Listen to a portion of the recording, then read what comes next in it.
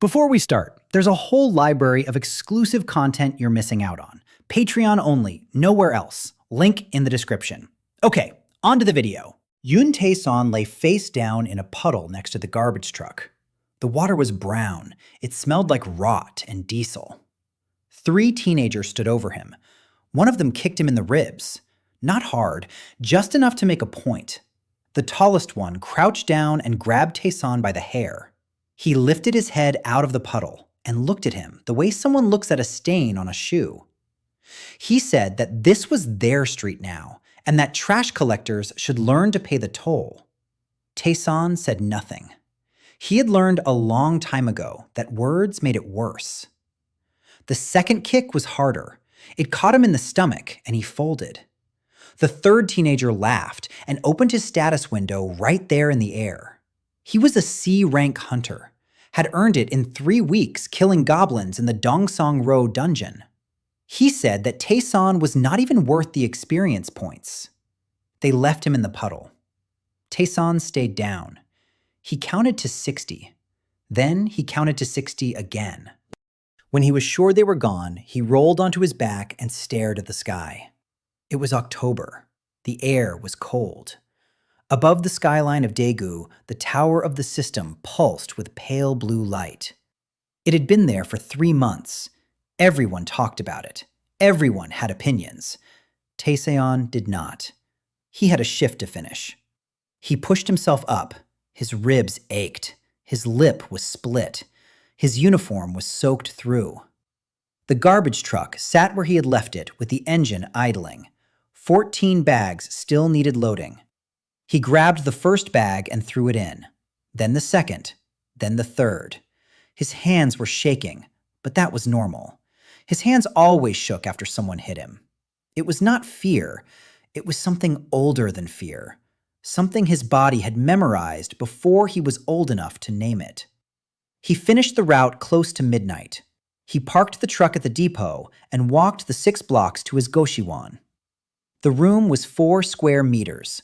A bed, a shelf, a window that did not open. The heating had been broken since August.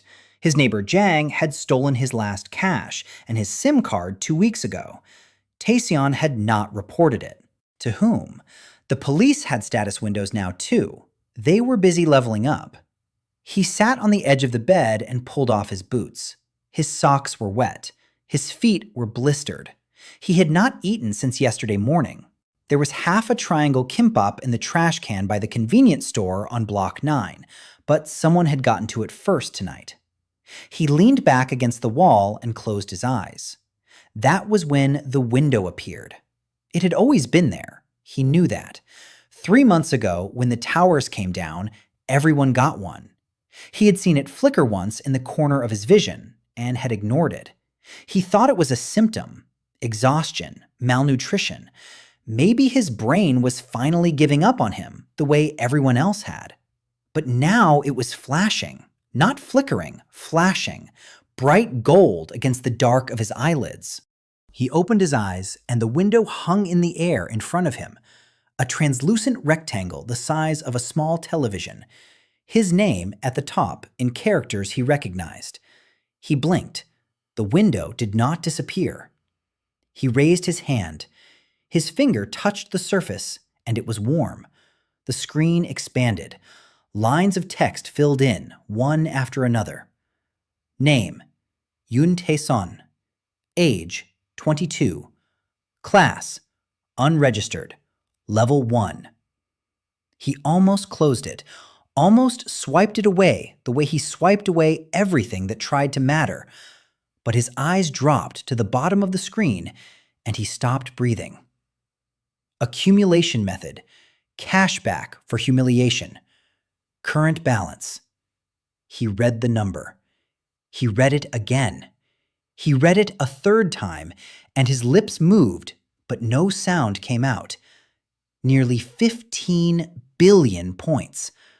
For comparison, the top hunter in all of Korea had earned around 85 million in 3 months of grinding. An S-rank upgrade cost 10 million. Taeseong could buy S-rank more than 1,000 times over and still have points left. He did not understand. He scrolled down with a trembling finger. The shop tab opened. S rank upgrade, full body restoration. A rank combat skill package, luxury apartment. He could afford all of it. Everything in the store looked like pocket change against his balance. His hands had stopped shaking. For the first time in as long as he could remember, his hands were completely still. He scrolled back to the top. Accumulation method, cashback for humiliation. Below it was a smaller line he had missed. The system registers every act of physical, emotional, and social humiliation inflicted upon the user and converts it to points. The more sincere the pain, the higher the multiplier. He stared at that line until the letters burned into his vision. 22 years. Every punch in the schoolyard. Every night his father's absence sat in the room like a fourth wall. Every time his mother chose the bottle over him. Every time his uncle told him he was earning his keep. Every time Kang Min-soo kicked him in the locker room while the whole class watched and not one of them moved. Every time his boss docked his pay for being too slow. Every time the world reminded him that he was nothing. Someone had been counting, something had been watching, and for all of it, there was a price. He closed the window. He sat in the dark for a long time. Then he opened it again. He navigated to the shop. He selected full body restoration. He pressed confirm. The system asked for verification. He pressed confirm again. A warmth spread through him. It started in his ribs where the teenagers had kicked him and radiated outward. His split lip sealed. The bruise on his stomach faded. The blisters on his feet smoothed over. The chronic ache in his lower back that had been there for 3 years disappeared. He stood up. He felt light. He felt whole. A receipt appeared in the corner of his vision. Purchase. Full body restoration. Source. Park Jung-ho spat in your lunch. Age 13. Cafeteria. 11 witnesses. He remembered. He remembered the taste of it, the laughter, the way the rice stuck to his cheek. He closed the receipt. He went to the shop again. Clean clothes. A full set appeared on his bed. A white shirt, dark pants, a jacket without holes. Source. Your uncle called you a parasite at the dinner table. Age 15. He put the clothes on. They fit. He went to the shop again. One meal. High quality. A tray appeared on his shelf. Rice. Galbijim. Kimchi jjigae. Banchan he did not recognize. It was steaming. Source. You slept outside the Goshiwan because Jang changed the lock. 3 nights. He sat on the bed. He picked up the chopsticks. He ate. He ate slowly and deliberately, and he tasted every grain. When he finished, he set the chopsticks down and looked at the empty tray. His balance had barely moved. He had spent less than what the system had charged for a single day of being ignored in middle school. He lay down on the bed. The ceiling was cracked. The light from the system tower leaked through the window and painted blue lines on the wall. For the first time in years, he was not hungry. For the first time in years, nothing hurt. He closed his eyes. He did not sleep. He was thinking. He was thinking about what 15 billion points of pain could buy. Taeseong woke at 5 a.m. out of habit. His body did not ache. That was the first strange thing. He had not woken without pain since he was 12 years old. He sat up and looked at the room. Same cracked walls, same broken heater, same 4 square meters. But the status window was still there, waiting patiently at the edge of his vision, like a dog that had followed him home. He opened it.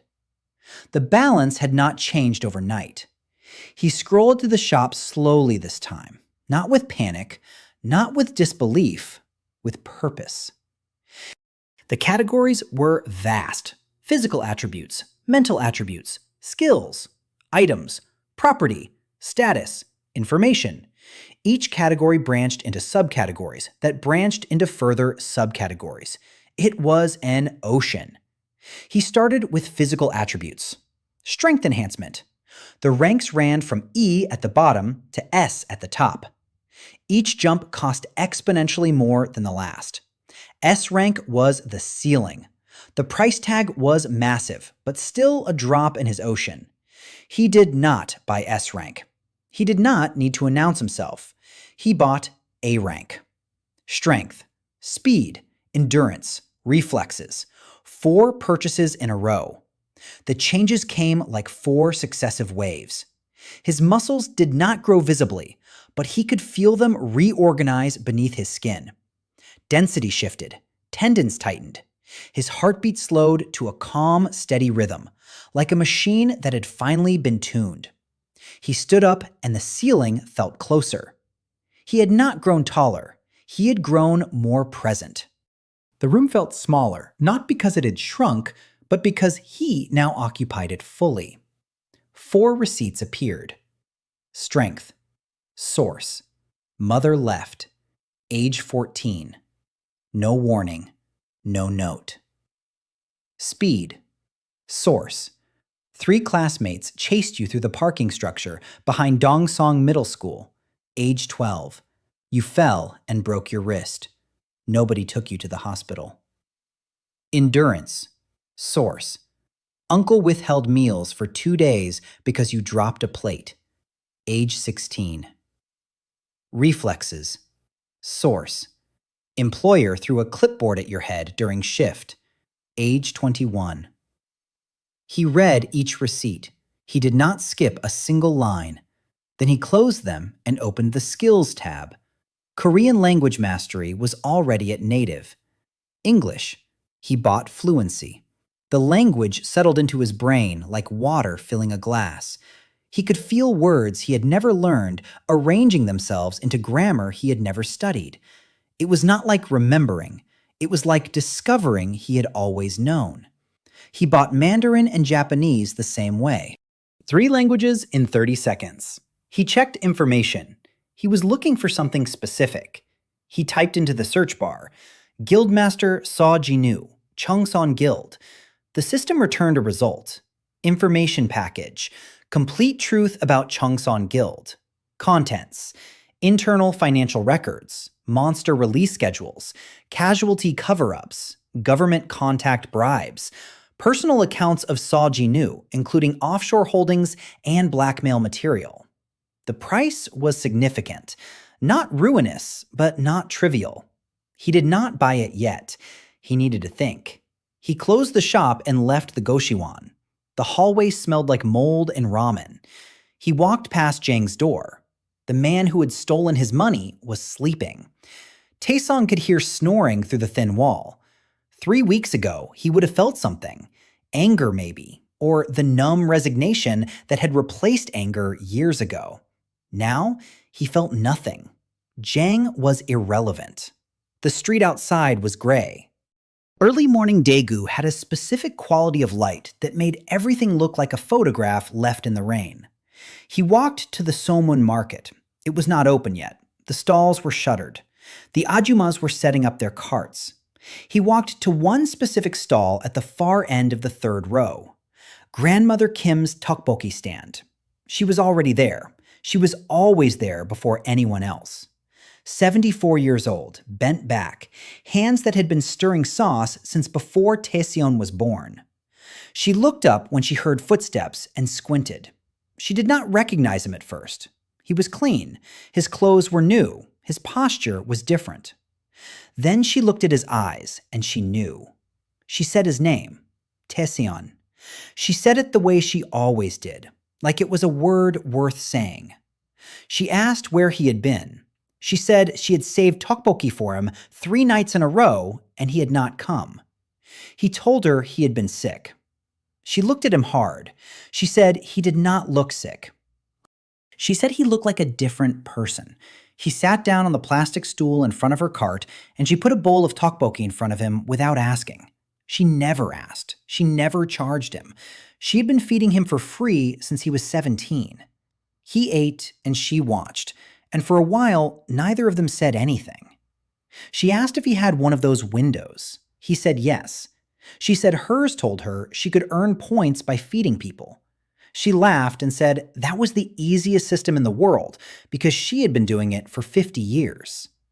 Her level was low. She had never bought anything from the shop. She did not want anything from the shop. She just wanted her stall and her customers and her tteokbokki. He finished the bowl. He opened his status window where she could not see it. He navigated to the shop.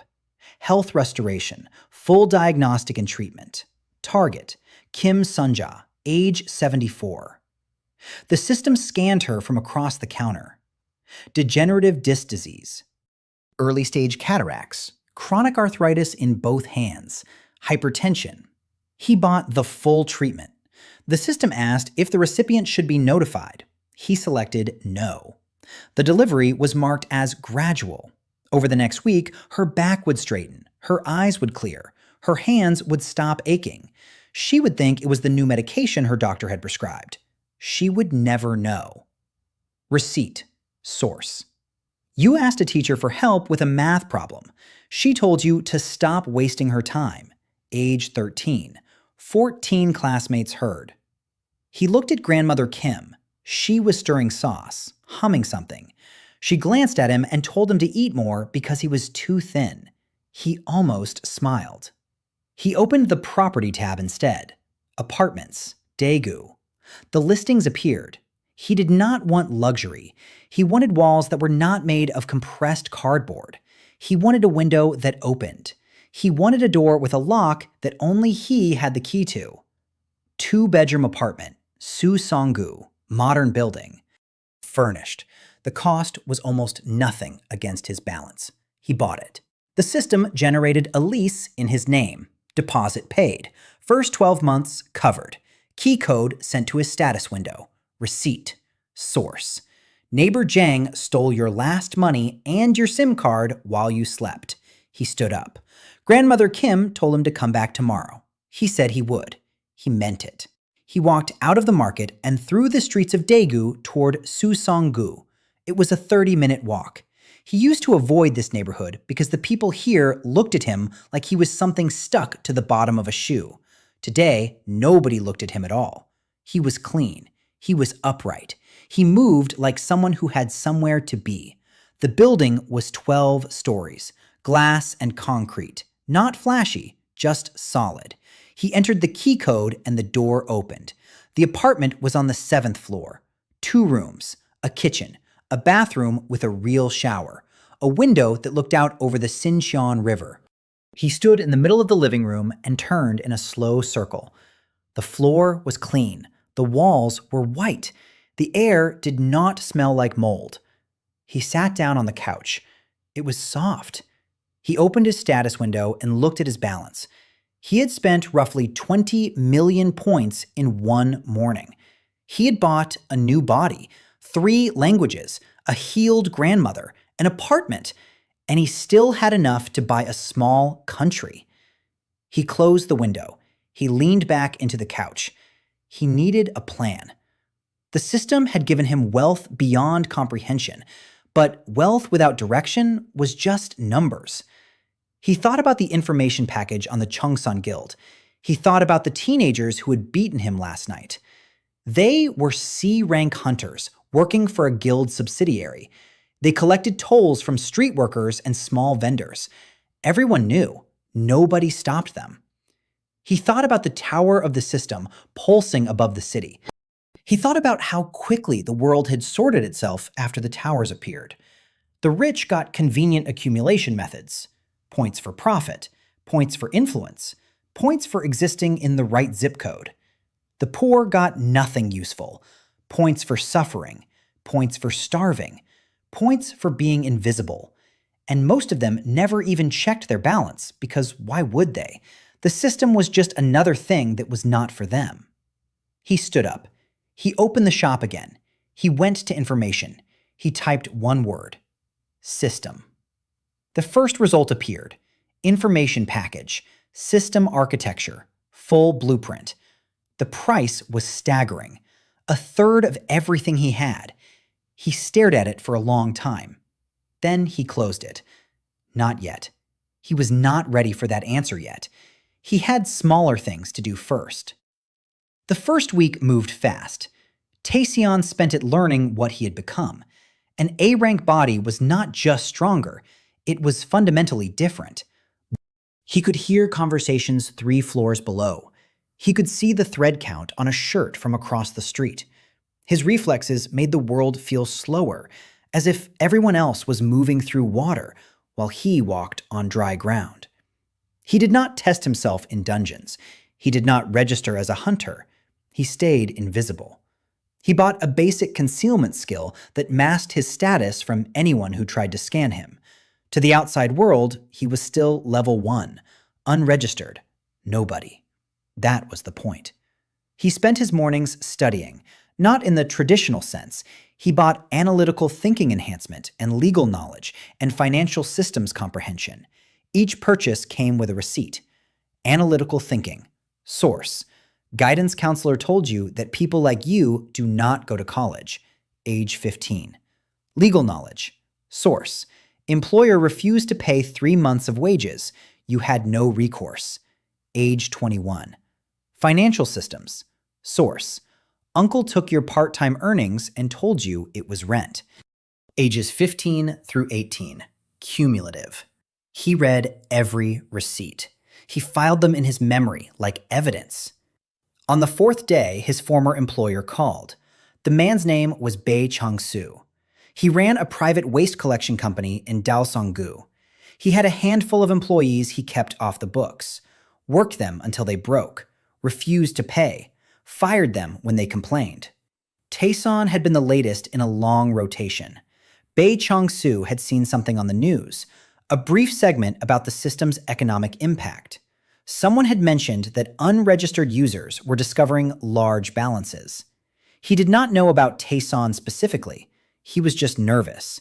He called every former employee he had cheated in the last 2 years. Taeseong saw the incoming call on his new phone. He looked at the name on the screen, Bae Chung-soo. He declined the call. Bae called again. Taeseong declined again. Bae sent a text. It said that he had been thinking about their misunderstanding and that maybe they could work something out. He used the word misunderstanding. Taeseong read the text once and deleted it. He opened the shop. He went to information.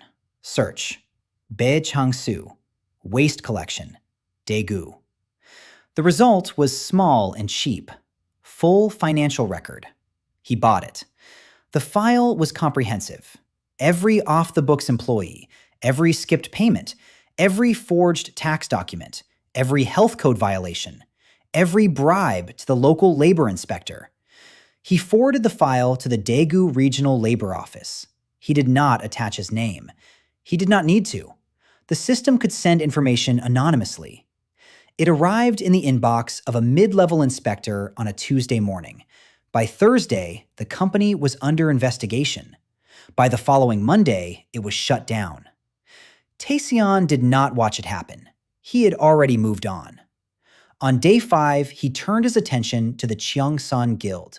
He had been thinking about it since he first saw the information package in the shop.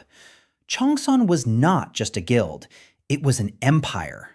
Founded by So Jinu within weeks of the tower's appearing, backed by So family money, chaebol wealth that predated the system by 3 generations. The guild had recruited aggressively, S-rank hunters on exclusive contracts, A-rank hunters on performance deals, B-rank and below were freelance fodder, sent into dungeons with minimal gear and told to bring back crystals or not come back at all. The monster crystal market was the new oil.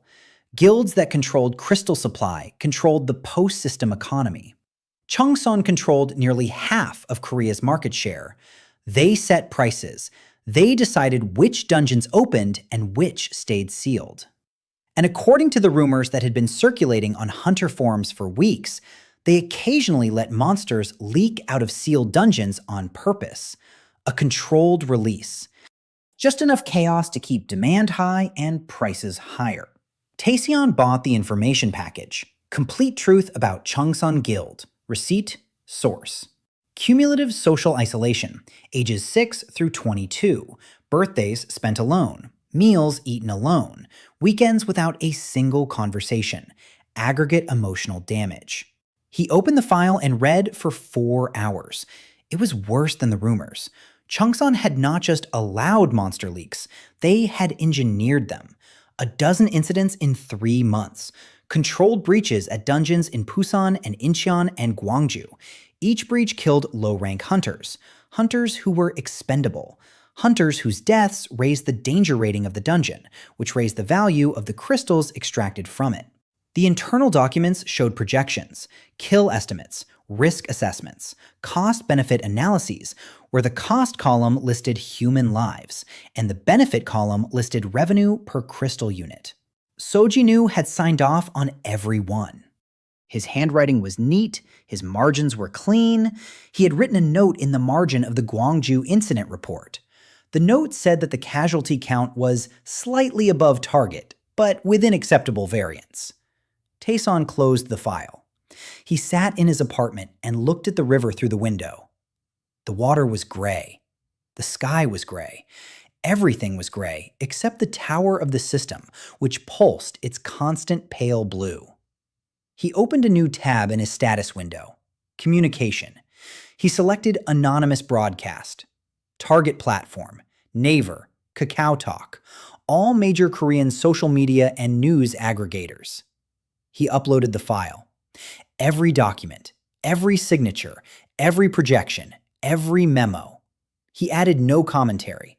The files spoke for themselves. He pressed send. The upload completed on a Friday afternoon. By evening, the first journalist had picked it up. Within hours, it was the top trending topic on Naver. By nightfall, every major news network in Korea was running the story.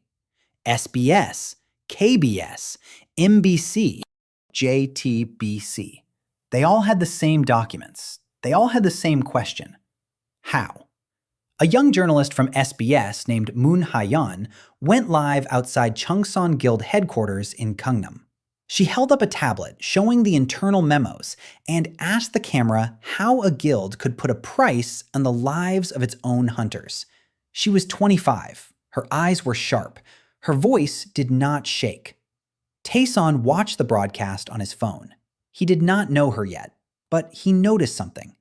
In the corner of the screen, just for a moment, her status window flickered visible. Her accumulation method read, "Points for revealed truth." She was earning points live on air. Sojinu released a statement at midnight. He called the documents fabricated. He said that malicious actors were attempting to destabilize the hunter economy. He announced that Chungsan's legal team would pursue the source of the leak. He sounded calm. He always sounded calm. Taeseong turned off his phone. He lay in bed in his clean apartment on his clean sheets with his healed body and his full stomach. He stared at the ceiling. Tomorrow, Sojinu would begin looking for him. He would not find him. Not yet. Not until Taeseong was ready to be found. The Chungsan leak burned through Korean society like a slow fire. It did not explode and fade. It grew. Every day brought new details as journalists dug deeper into the documents Taeseong had released. Forum users cross-referenced the casualty reports with public hunter death records. The numbers matched. Families of dead hunters appeared on television, holding photographs and demanding answers. The National Assembly convened an emergency hearing. Sojinu was invited to testify. He declined, citing ongoing legal review. His stock value dropped hard in a week. His public approval cratered. And none of it touched him. Not really. Chungsan was too big. It employed thousands of hunters directly and supported tens of thousands more through subcontracts and vendor networks.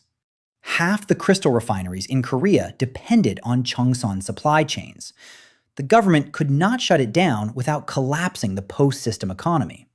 Sojinu knew this. He had built it this way on purpose. Taeseong understood the math. He had bought financial systems comprehension for a reason. Exposing the truth was step one. Step one was never enough. He opened the shop on a Monday morning, 3 weeks after the leak. He went to property, search, Dalsogu, Daegu, Metropolitan District. The listing was still there. Dalsogu, population roughly 200,000, residential and commercial zones, 3 dungeon gates within borders, schools, a hospital, municipal infrastructure. The price was 2 billion points, a huge sum by any standard, a fraction of what he held. He pressed purchase. The system asked for confirmation. He confirmed. The system asked again. This purchase will transfer full legal ownership of the designated territory to the buyer. All existing leases and contracts will be honored. Governance rights will be granted in accordance with System Authority Protocol. Confirm. He confirmed. The transfer took 11 seconds. A document appeared in his status window. Title deed.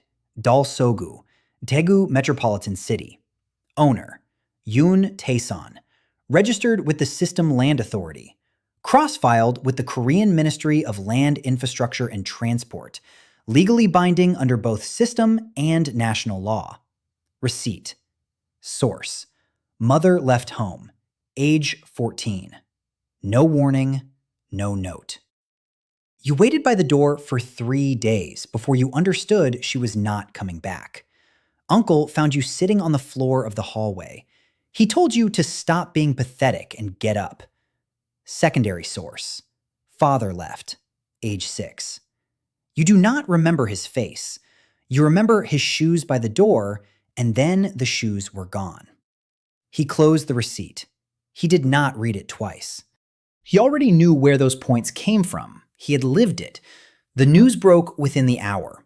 The system's land transfers were public record by design.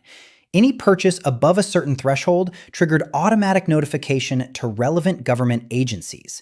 The Ministry of Land received the filing in the morning. Within minutes, someone had leaked it to Yonhap News. By noon, every screen in Korea showed the same headline.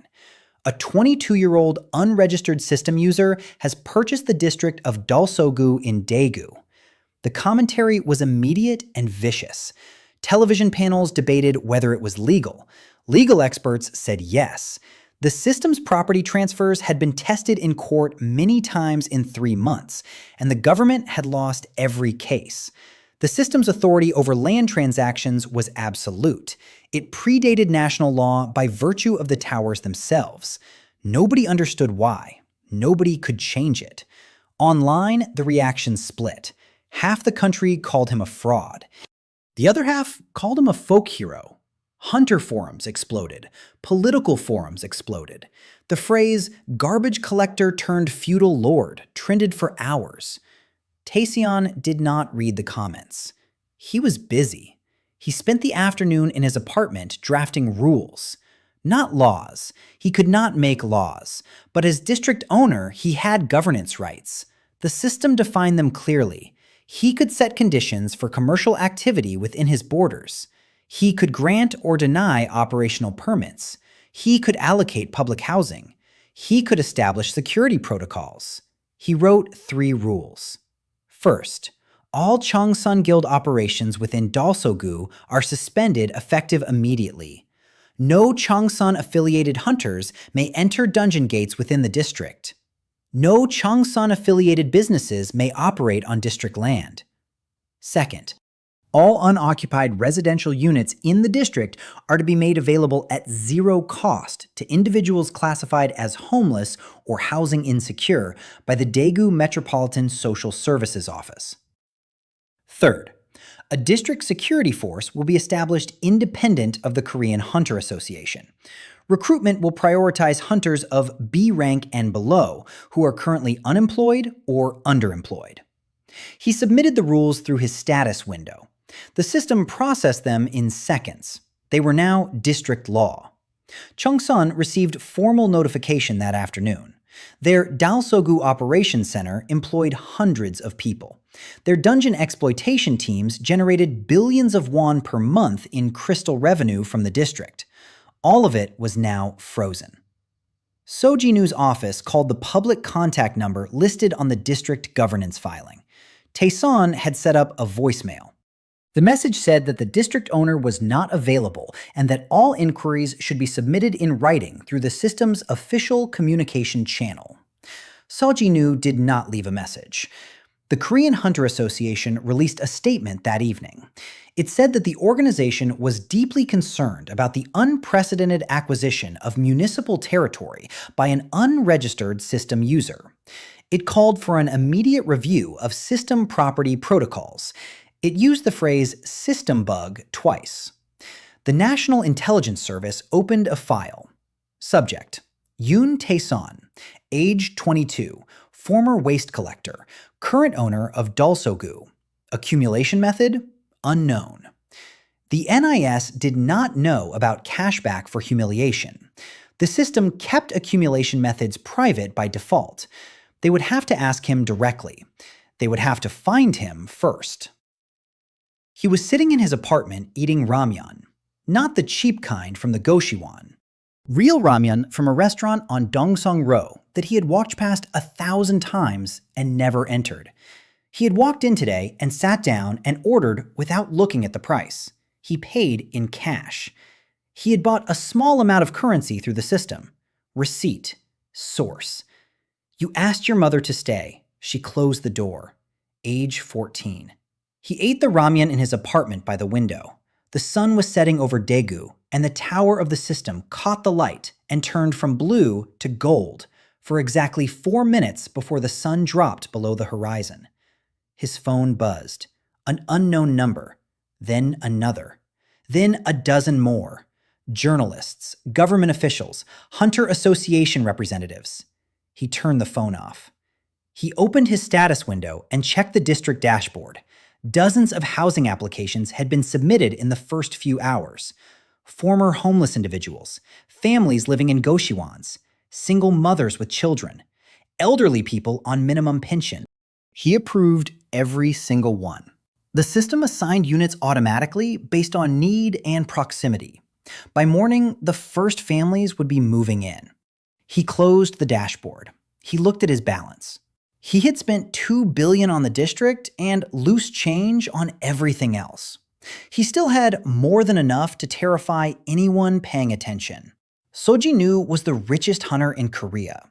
His total accumulated points were estimated in the tens of millions. Taeseong had hundreds of times more. The most powerful man in the Korean hunter economy was a rounding error on his balance sheet.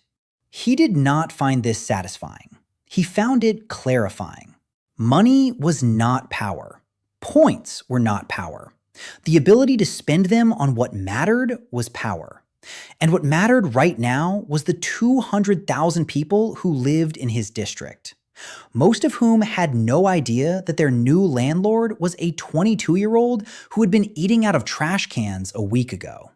He lay down on the couch. He closed his eyes. Sleep came faster than it used to.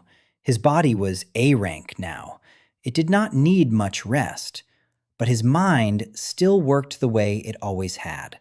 Slowly, carefully, turning each problem over like a stone in a riverbed. He was not done. He had barely started, but for the first time in his life, he had ground to stand on. Literally. The housing applications did not stop. Dozens on the first day became hundreds by the end of the week. Word spread the way it always does among people who have nothing. Through shelters, through church basements, through the informal networks of the desperate where information is currency and a free apartment is a headline. Taeseong approved every application. The system handled logistics. Empty units were cleaned and furnished automatically. Utilities were activated. Keys were generated. The cost per unit was negligible against his balance. Receipt after receipt. Source. Boy in your class drew a picture of you eating from a trash can and passed it around. Age 12. Source. Convenience store clerk refused to let you use the bathroom because you looked homeless. Age 19. Source. 3 girls on the subway moved to another car when you sat down. Age 20. Each receipt was a scar converted to shelter. Each humiliation now had a roof over someone's head. By the second week, the media had settled on a narrative. The headlines called it the Dalsogu experiment. Political commentators debated whether it was socialism or feudalism or something the existing vocabulary could not describe. Liberal outlets praised it cautiously. Conservative outlets called it dangerous precedent. Hunter-focused media ignored the housing entirely and focused on the Chungan ban. The guild was hemorrhaging money. Billions of won in monthly crystal revenue frozen. Hundreds of employees reassigned to other districts at significant cost. 2 dungeon gates sitting dormant and accumulating overflow pressure. That was the technical problem. Dungeons did not stay sealed politely. Without regular clearing, the monster density inside increased. After roughly 6 weeks, an uncleared gate could breach. Monsters would pour into the surrounding area. Property damage, casualties, chaos. The Hunter Association sent a formal warning to Taeseong's district governance channel. It stated that the dungeons in Dalsogu required immediate professional clearing, and that only licensed guild teams had the equipment and training to do so safely. It noted that Chungan was the only guild with active contracts for those specific gates. The subtext was clear: lift the ban or people die. Taeseong read the warning twice. Then he opened the shop.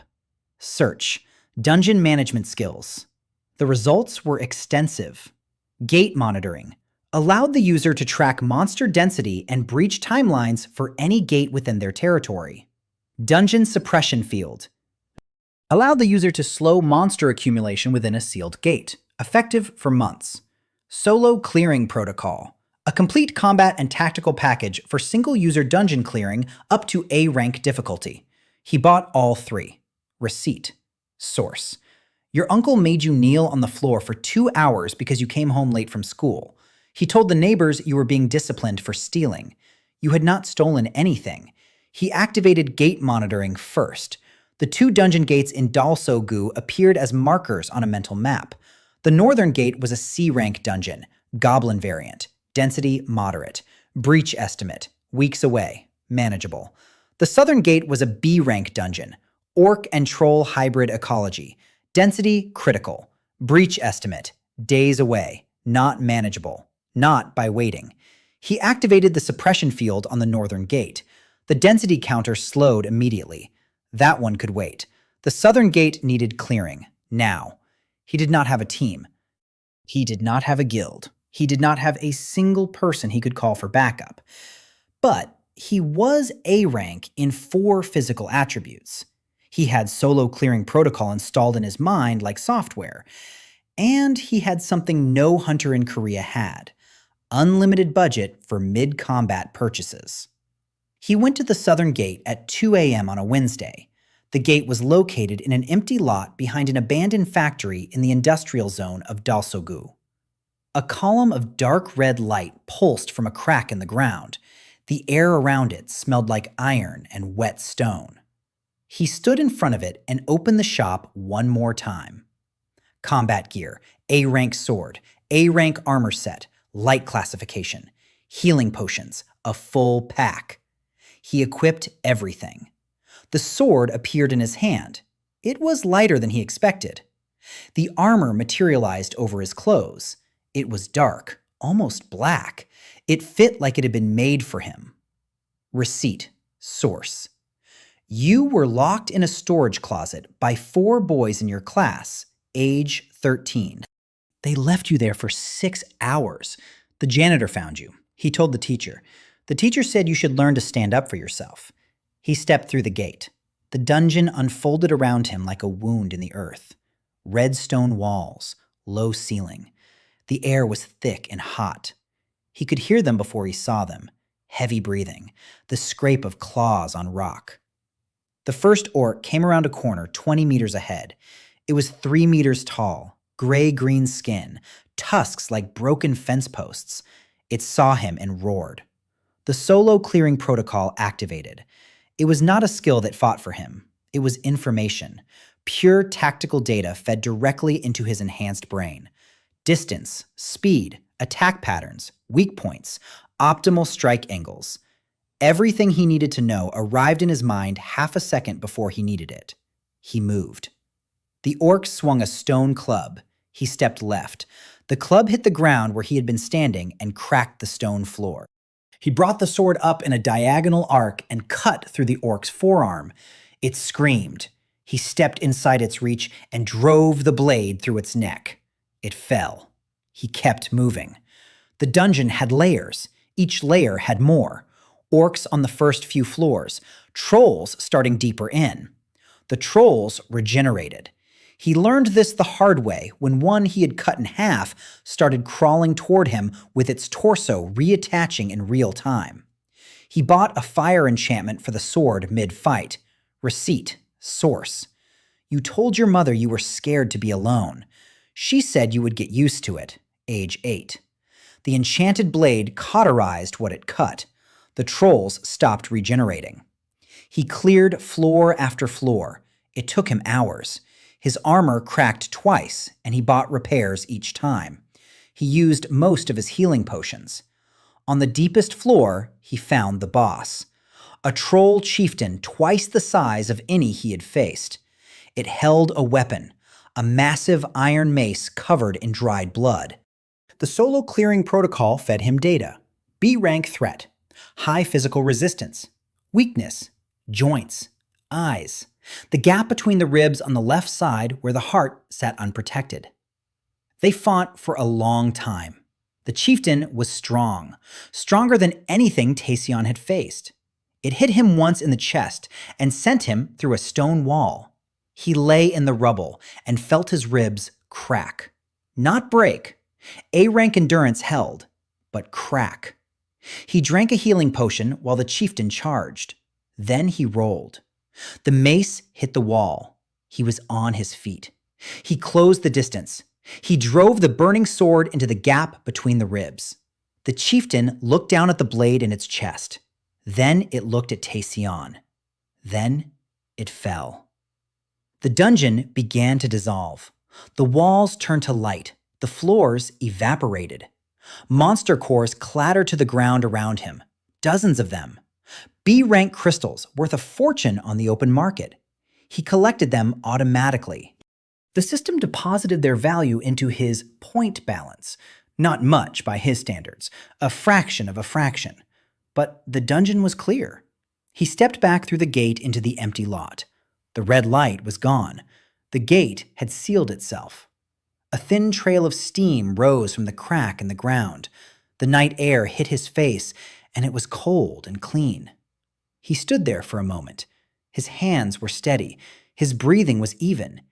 He had just killed hundreds of monsters in a solo dungeon clear, and his heart rate was barely elevated. A-rank body. Solo clearing protocol. A sword bought with the points earned from every time someone told him he was worthless. He checked his status.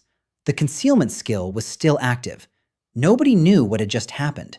Nobody knew that the dungeon in Dalsogu had been cleared by its owner at 2 a.m. on a Wednesday in armor paid for with 22 years of pain.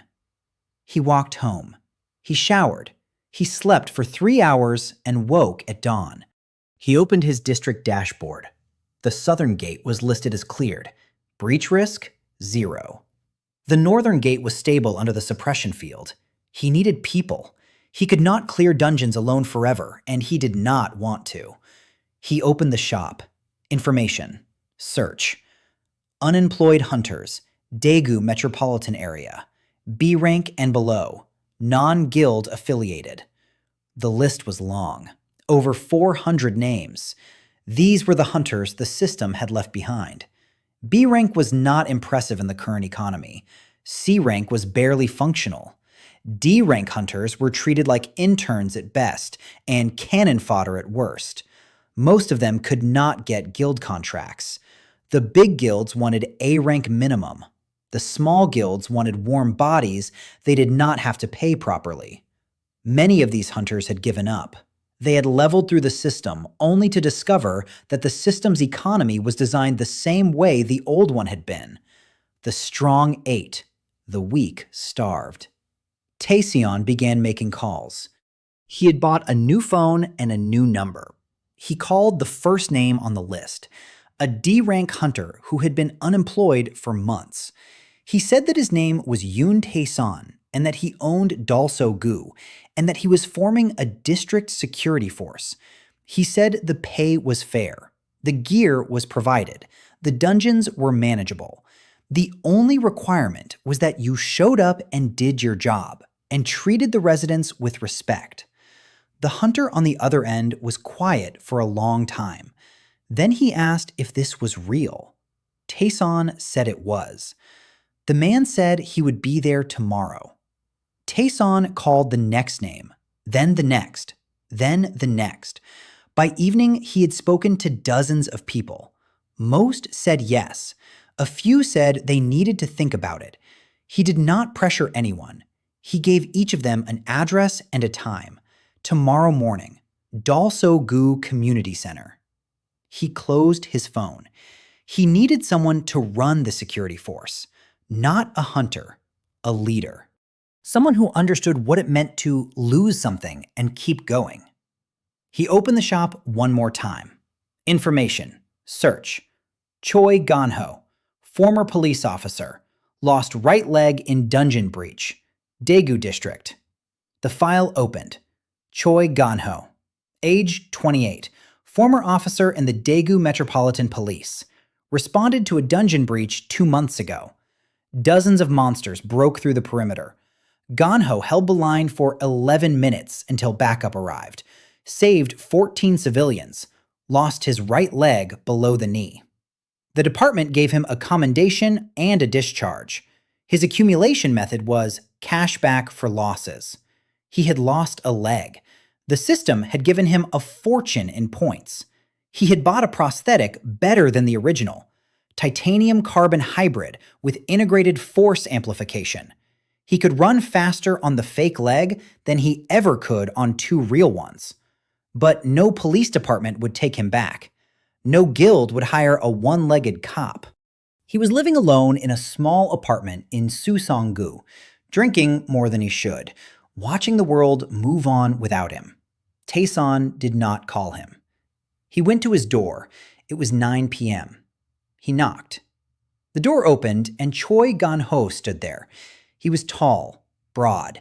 His face had the worn quality of someone who had been hard and was now just tired. He looked at Taeseong and asked what he wanted. Taeseong said that he needed a head of security for Dalsogu. He said that he had over 50 hunters starting tomorrow and no one to lead them. He said that he had read Ganho's file and that anyone who held a line against a horde of monsters with one good leg was the kind of person he wanted on his side. Ganho stared at him. He said that Taeseong was the garbage collector who bought a city. Taeseong said that was more or less correct. Ganho asked why him. Taeseong said because Ganho had lost something and turned it into something better, and that was the only qualification that mattered. Ganho looked at him for a long time. Then he stepped aside and told him to come in. They talked for 2 hours. By the end of it, Ganho had agreed. He would run the Dalsogu security force. He would train the hunters. He would manage the dungeon rotations. He would answer to Taeseong and no one else. Taeseong walked home through the quiet streets. The tower of the system hummed above the city. Somewhere in Gangnam, Sojinu was reading reports about his hemorrhaging revenue and his tarnished reputation. And this unknown boy from Daegu, who had materialized out of nowhere with bottomless resources and no fear. Somewhere in a government building, the NIS was compiling a file that grew thicker by the day. Somewhere in a television studio, Moon Hae-yeon was preparing her next broadcast. And in Dalsogu, families were sleeping in real beds for the first time. Taeseong unlocked his apartment door.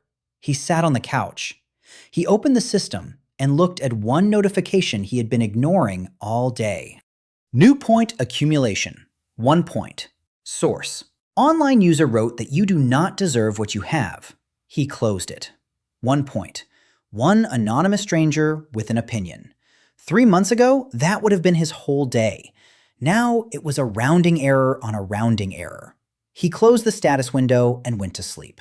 The Dalsogu Community Center had not been used for anything official in years. The paint was peeling. The chairs were plastic and cracked. The projector on the ceiling had a layer of dust so thick it looked like fur. Taeseong arrived at 7 in the morning and opened every window. The air smelled like old paper and floor wax. He set up a table at the front of the room with nothing on it. No pamphlets, no contracts, no logo. Just a table and a chair, and a man sitting behind it who 3 weeks ago had been loading garbage bags in the rain. Choi Gun-ho arrived at 8. He walked in and scanned the room the way a former cop scans any room. Exits, sightlines, structural weaknesses. He nodded once at Taeseong and took a position standing to his right. He did not sit. His prosthetic leg clicked softly against the linoleum with every step, but his posture was iron.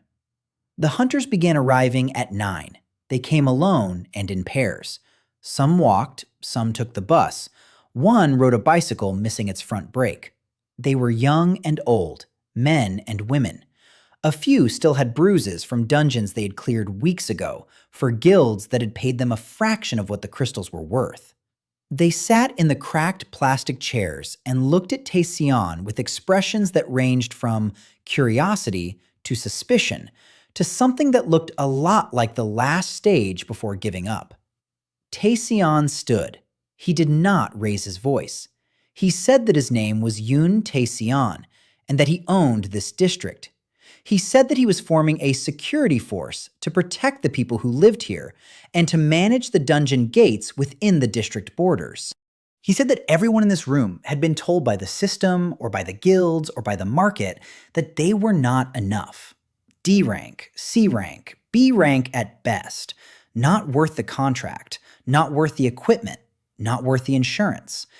He said he did not care about rank. He cared about whether they would show up. He said the pay would be steady, the gear would be provided, the dungeons would be rotated so no one burned out.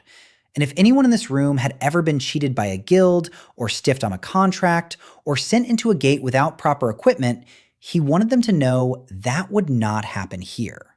He sat down. The room was quiet. A woman in the second row raised her hand. She was maybe 30, short hair, a scar across her left eyebrow that looked like it came from something with claws. She asked what happened if Chung-sung came back. She said everyone knew what happened to independent operations that got in Chung-sung's way.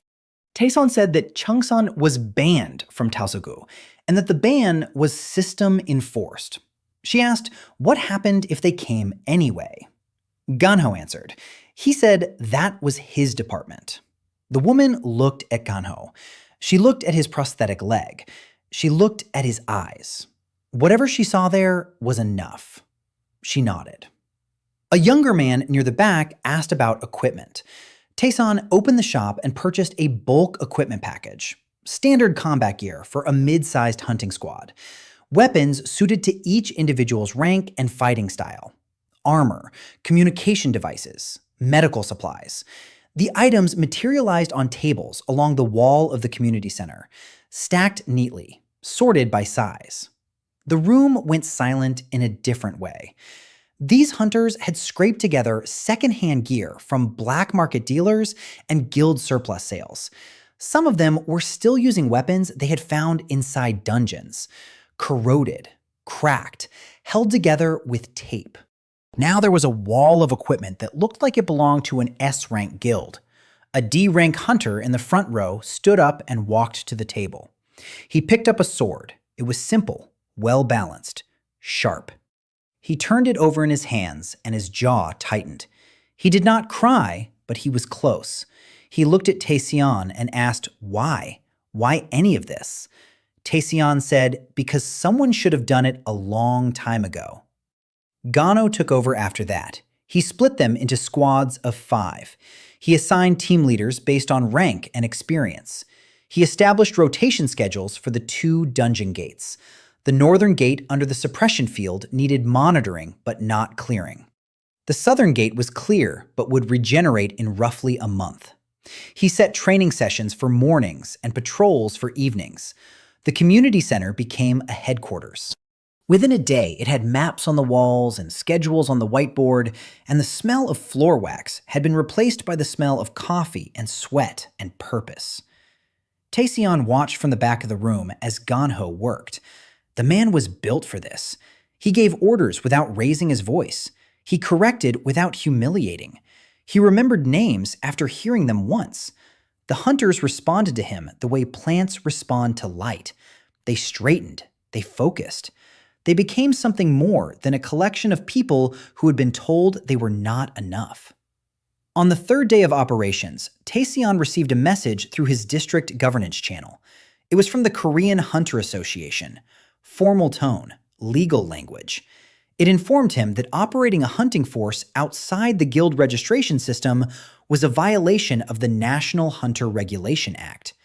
It demanded that he either register the Dalsogu security force as an official guild or disband it within 14 days. The penalty for non-compliance was asset seizure and criminal prosecution. Taeseong read the message. He opened the shop. He went to status, search, guild registration. The system offered it. Full guild registration with government recognition and legal standing. He could buy it. The cost was minimal. He bought it. The system filed the paperwork instantaneously. The Dalsogu security force was now a registered guild. Guild name, DSF. Rank, pending evaluation. Guildmaster, Yoon Taeseong. The Hunter Association received notification of the registration before their 14-day deadline had even begun to count. Taeseong imagined the bureaucrat who opened that file. He imagined the look on their face. He allowed himself a small moment of satisfaction and then moved on. There were more important things to deal with. The movement had started. He did not start it. He did not name it. He did not even know about it until Moon Hae-yeon called him. She had gotten his number through channels he did not ask about. Journalists had their own kind of system. She called at 10 p.m. on a Thursday night and introduced herself. She said she was the SBS reporter who had broken the Chungan story on air. She said she knew he was the source of the leak. He said nothing. She said she was not recording. She said she needed to meet him because something was happening and he needed to see it. They met the next morning at a coffee shop in Suseonggu. She arrived first. She was smaller in person than she looked on camera. Sharp features, dark circles under her eyes. She drank black coffee and did not make small talk. She pulled out her phone and showed him a social media page. It was called Cashback. The profile picture was a simple icon, a cracked coin with light coming through the fracture. It had over 50,000 followers. The page was full of posts from people sharing their accumulation methods, methods they had kept secret, methods they were ashamed of. Points for hunger, points for loneliness, points for rejection, points for grief, points for being forgotten. Thousands of people across Korea, people who had opened their status windows and seen something that felt like an insult, a system that measured their suffering and put a number on it. Most of them had never checked their balances. Most of them assumed the number was small, but some had checked, and some of them were finding balances that dwarfed anything they had imagined. A woman in Incheon with points for domestic abuse had a balance in the hundreds of millions. A teenager in Jeonju with points for bullying had accumulated more than most B-rank hunters earned in a year. A retired factory worker in Ulsan with points for exploitation had enough to buy an entire apartment building. They were coming forward because of Taeseong, because a garbage collector from Daegu had shown them that the shame they carried was worth something, that the system had been counting when no one else was. Haeyeon said the movement was growing fast. She said that the Hunter Association was panicking because these people represented an economic force that no one had accounted for. The entire post-system economy was built on the assumption that accumulation was tied to productivity. Hunters killed monsters. Businessmen generated profit. Scholars studied. The strong earned more because they produced more. But cashback users had not produced anything. They had endured, and the system had paid them for it. Every model, every projection, every economic forecast for the next decade was wrong because nobody had factored in the suffering class. Taeseong looked at the page on her phone. He scrolled through the posts. He read a message from a single mother in Gwangju who said she had been afraid to open her status window for 3 months because she thought the system would tell her she was worthless. She finally opened it and found points for raising a child alone. Her balance was enough to buy a house. She had cried for an hour. Then she bought one. Taeseong closed the phone and handed it back. He asked Haeon what she wanted. She said she wanted the story. She said the cashback movement was the biggest social shift since the towers appeared, and someone needed to tell it properly. She said she was not asking his permission. She was asking for his cooperation. He looked at her for a long time. He asked what her accumulation method gave her when she told the truth. She smiled for the first time. She said it depended on how much the truth mattered. The bigger the secret she exposed, the more points she earned. She said the Chumsun story had given her more in one night than most journalists earned in a lifetime of reporting. He asked if that was why she did it. She said no. She said she did it because the families of dead hunters deserved to know why their sons and daughters were not coming home. The points were a side effect. He believed her. He was not sure why. He was not someone who trusted easily. He was not someone who trusted at all. But something in the way she said it, not performed, not rehearsed, just said. He told her he would cooperate. He would give her access to the Dalsogu operation. She could interview the residents. She could interview the security force. She could see the district from the inside. But he had one condition. She could not reveal his accumulation method. Not yet.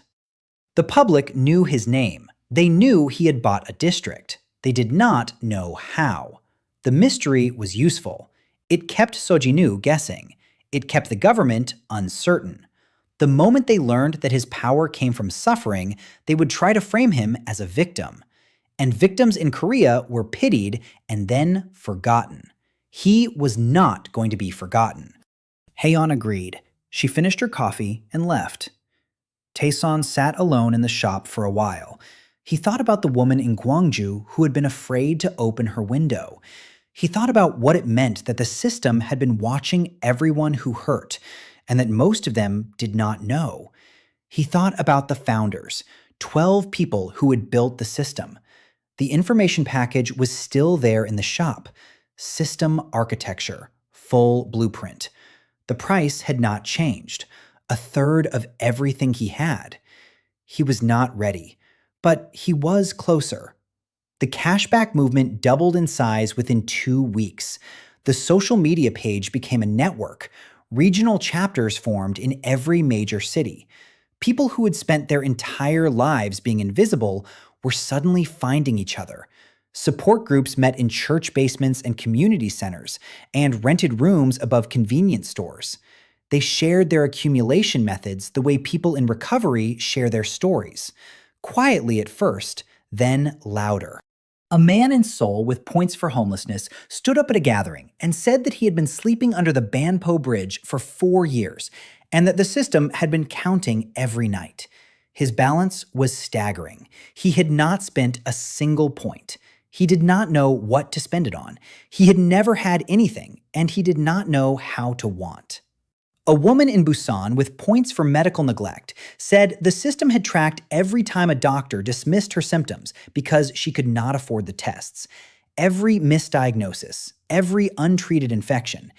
Every night she lay awake wondering if the pain meant she was dying. She had bought her own medical scan through the shop. Stage 2 cancer that 3 doctors had missed. She bought the treatment the same day. She was alive because the system had valued her pain more than any hospital had valued her health. The stories multiplied. Each one was a crack in the wall that separated the haves from the have-nots in the post-system world. The Hunter Association issued a statement calling the cashback movement a potential threat to economic stability. Financial analysts on television debated what would happen if millions of people suddenly started spending points they'd earned through suffering. The crystal market fluctuated. The won fluctuated. Insurance companies began quietly revising their models. Taeseong watched it all from Dalsogu. He did not lead the movement. He did not speak at rallies. He did not post on the page. He simply existed as proof that it was possible. The garbage collector who became a district owner. The boy who had been kicked in puddles and now signed governance documents.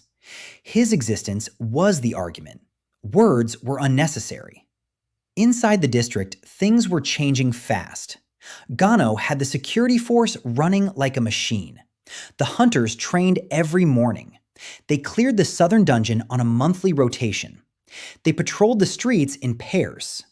Crime in Dalsogu dropped to almost nothing within the first month. It was hard to rob someone when a B-rank hunter was walking past every 20 minutes. The housing program expanded. Taeseong approved applications in batches. Families moved in. Single people moved in. Elderly residents who had been living in rooftop rooms with no insulation and no running water moved into real apartments with heat and light and doors that locked. The system handled furnishing and utilities. Each approval was a purchase. Each purchase came with a receipt. He stopped reading the receipts, not because they did not matter, because he had read enough of them to understand the pattern. Every good thing he built was rooted in something terrible that had happened to him. Every apartment was a beating. Every furnished room was an insult. Every hot meal delivered to an elderly resident was a night he had gone hungry. The math never stopped being cruel. But the results were real. People were warm. People were safe. People were eating. That was enough. On a Tuesday morning, 5 weeks after the district purchase, Taeseong received a visitor. He was in the community center reviewing patrol reports with Gano when the door opened and a woman walked in. She was 20 years old, short hair, round face. She wore a convenience store uniform with the logo of a chain he recognized. She stood in the doorway and looked at him, and he looked at her, and neither of them moved. Park Sola. He had not seen her in 6 years. The last time was the hallway of Dongsong Middle School on the day he stopped attending. She had been standing by her locker. He had walked past her with his backpack and his bruises, and she had watched him go. She was the only one in that school who had never participated, never called him names, never joined in when the others cornered him, never laughed when they took his things. She had simply been there, present and silent. That silence had been its own kind of wound. Not as sharp as the fists, but deeper in a way that was harder to explain. Because she could see. She was the only one who could see, and she did nothing. She stepped into the room. She said she had not known he was the one who bought the district until she saw his name on the governance notice posted in the lobby of her building. She lived in Dalsogu. She had been living here for 2 years, working at the convenience store down the block. She said she recognized his name, and it took her a full day to believe it was the same Yoon Taeseong. She looked different from how he remembered. Older, thinner, tired in a way that went past the physical. She asked if they could talk. He told Ganho he would be back in an hour. They walked to a park bench 2 blocks from the community center. The trees were bare. November was coming. She sat on one end of the bench, and he sat on the other, and for a while they said nothing. Then she spoke. She said she had seen everything. Every time in middle school. Every kick. Every stolen lunch. Every time the boys cornered him in the bathroom, or the stairwell, or behind the gymnasium. She said she stood there and watched, and never once opened her mouth. She said she was sorry. He did not respond immediately. He looked at the trees. He looked at the sky. He said that he knew. She asked if the system had counted her silence. He said yes. She closed her eyes. She asked how many points. He said it did not matter. She said it mattered to her. He said that the system had registered her presence at every incident she witnessed, every time she stood in the hallway while someone hurt him and chose not to intervene. The system categorized it as passive complicity in social humiliation and assigned a value. She opened her eyes. They were wet. She said that she was a coward. He said nothing because he did not disagree, but he also did not hate her for it. Hatred required energy he had spent on other things. She asked what she could do. He said she could do whatever she wanted. She was a resident of his district. She had the same protections as everyone else. He was not going to punish her. He was not going to reward her. He was going to treat her the way the system should have treated everyone from the start, equally. She wiped her eyes and nodded. She asked if he needed help. Not money, not points, just help. She said she could organize. She said she had been running the convenience store alone for 8 months because her manager quit and the owner never replaced him. She knew logistics. She knew inventory. She knew how to keep things running when there was no one to rely on. He looked at her. He thought about it.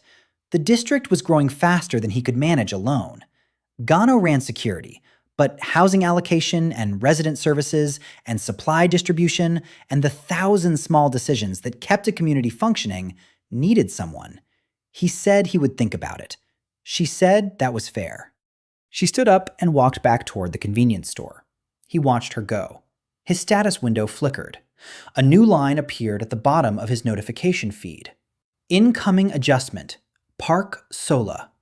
Reclassified from passive source to neutral contact.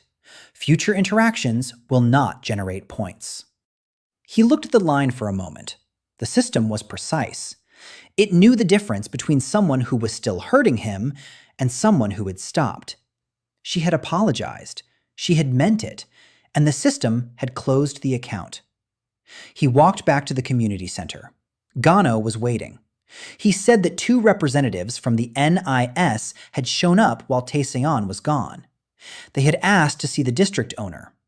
Gano had told them to make an appointment through the governance channel. They had not been pleased. Taeseong asked what they looked like. Gano said they looked like every government agent he had ever met. Dark suits, blank faces. The kind of people who believed their authority was inherent rather than earned. Taeseong said to let them schedule a meeting. He had nothing to hide, not from the NIS, not from anyone. His points were earned through pain he did not choose. His purchases were legal through a system no government could override. They could investigate all they wanted. They would find a 22-year-old former garbage collector who followed every rule because the rules were the only thing that made his position unassailable. Gano nodded. He said one more thing. He said that reports from the patrol teams indicated unusual activity near the southern gate. Not monsters, people. A small group had been seen near the sealed entrance twice in the past week. They wore no guild insignia. They carried A-rank weapons. They came at night and left before dawn. Taeseong asked if Gano had identified them. Gano said not yet, but the weapons were Chungsan standard issue. He recognized the manufacturer markings from his time on the force. Taeseong looked at the patrol report. He looked at the map on the wall. He looked at the southern gate marked with a green pin indicating cleared status. Someone was probing his territory, testing his response time, measuring his defenses. Seo Ji-nu was not the kind of man who sent angry letters. He was the kind of man who sent scouts first. And then he sent something worse. Taeseong spent the next 3 days watching. Not personally. He bought an upgrade to gate monitoring that extended its range to cover the entire district perimeter. Every person who entered Dalsogu was now a blip on his mental map. Rank, affiliation, approximate combat power. The system could not read minds, but it could read status windows, and most people did not bother concealing theirs. The scouts returned on the second night, 4 of them. They entered through the industrial zone on the eastern edge and moved in a diamond formation toward the southern gate. A-rank gear, B-rank individual stats, professional movement patterns, former military or guild enforcement. They spent 40 minutes surveying the gate and the surrounding buildings. They marked sight lines. They tested communication dead zones. They photographed the patrol route of the DSF team assigned to that sector. Then, they left the same way they came. Taeseong watched all of it from his apartment. He let them go. On the third night, they did not come. On the fourth night, they came again. This time, there were 6. Same formation, same gear. But 2 of the new additions were different. Their stats were higher, A rank. Their movement was sharper. These were not scouts. These were handlers, assessment specialists. They were building a tactical profile of Dalsogu's defenses, preparing for something larger. Taeseong let them go again. Ganho disagreed. He came to Taeseong's apartment on the 5th morning and said that letting hostile reconnaissance continue unopposed was a mistake. He said that in police work, you shut down surveillance before it becomes actionable intelligence. Taeseong said he understood. He said he was not ignoring the threat.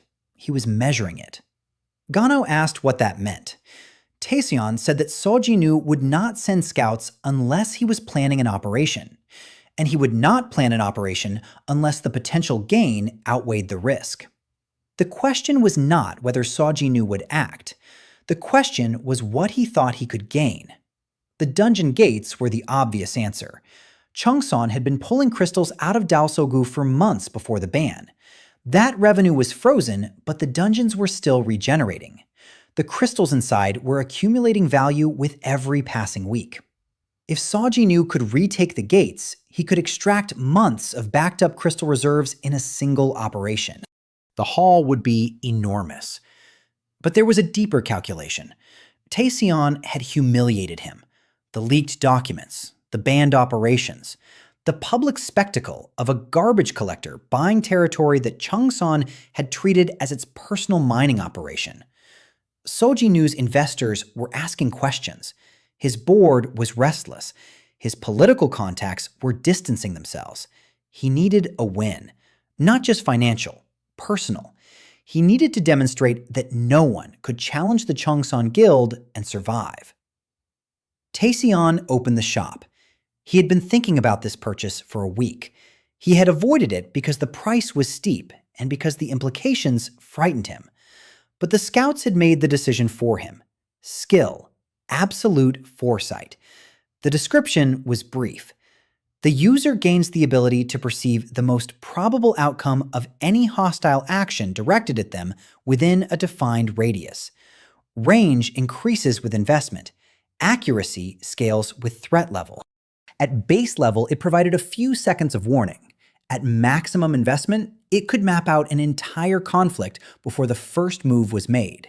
He bought maximum investment. The cost was massive, a significant chunk of his remaining balance. But when the skill activated, he understood immediately why it was worth every point. The world did not change. His perception of it did. He could feel the future the way most people feel temperature. Not as a vision, not as a prophecy, as a pressure. A weight in a specific direction that told him where danger was gathering. He stood in his living room and reached out with the skill. He felt the district. He felt the patrol routes. He felt the dungeon gates pulsing with regenerating monster energy. He felt the scout's trail like a fading scent. And he felt something else. South-southeast, Gangnam. A decision being made in a room he had never entered by a man he had never met. The pressure was building. Seo Ji-nu was going to move, not with scouts. Not with proxies. He was going to send a killer. Taeseong closed his eyes. The absolute foresight mapped the shape of the threat. One individual, S-rank combat rating, specialist, assassination class, the kind of hunter that guilds kept off the books for problems that could not be solved with paperwork. The timeline was unclear. Days, maybe a week, but it was coming. He opened his eyes. He was calm, not because he was brave, because he had spent 22 years waiting for the next hit. The only difference now was that he could see it coming. He called Gano. He told him to increase patrols around the district perimeter and to pull the 2 strongest squads off dungeon rotation and put them on standby. He did not explain why. Gano did not ask. He trusted Taeseong in the way that soldiers trust commanders who have proven they see things others miss. Taeseong spent the rest of the day in preparation. He bought additional combat skills, close quarters defense, evasion techniques, counter-assassination protocols. Each purchase came with a receipt, and he closed each one without reading. He knew where the points came from. He did not need the system to remind him. By evening, he had transformed himself from a well-equipped A-rank fighter into something more specialized, a defensive expert designed to survive a single overwhelming attack. He was not trying to win a war. He was trying to survive one night. The assassin arrived on a Saturday. Taeseong felt him cross the district border at 11:43 p.m. The absolute foresight screamed, not with sound, with certainty. A pressure so intense it felt like a hand pressing on his chest. S-rank, moving fast, heading straight for Taeseong's apartment. The assassin was not subtle. S-rank hunters rarely were. When you could level a building with your bare hands, stealth became a courtesy rather than a necessity. Taeseong was not in his apartment. He had left 3 hours ago. He was sitting in the assassin's apartment. The man lived in Gangnam, a high-rise with a view of the Han River. Taeseong had bought the address through the shop. He had bought the door code. He had taken the KTX from Daegu to Seoul and walked into the building and taken the elevator to the 32nd floor and let himself in. The apartment was clean, minimal, a professional space. No photographs, no personal items, just equipment and efficiency. Taeseong sat in the living room chair and waited. He had made coffee, the assassin's coffee, using the assassin's machine. He drank it slowly and watched the city lights through the floor-to-ceiling windows. His phone buzzed. Ganho. He answered. Ganho said that an S-rank signature had entered the district and was heading for the apartment. Taeseong said he knew. He said to keep all units away from his building. He said that no one was to engage the S-rank under any circumstances. Ganho asked where Taeseong was. Taeseong said he was out of town. There was a pause. Ganho said he understood, even though he clearly did not. He said he would hold the perimeter. Taeseong hung up. He took another sip of coffee. The assassin would reach the apartment. He would find it empty. He would search it. He would find nothing, because Taeseong had left nothing. No trail, no clue, no sign of where he had gone. And then the assassin would return home, and Taeseong would be sitting in his chair, drinking his coffee. The wait took 2 hours and 14 minutes. The front door opened at 2:17 a.m. The assassin stepped inside. He was tall, lean.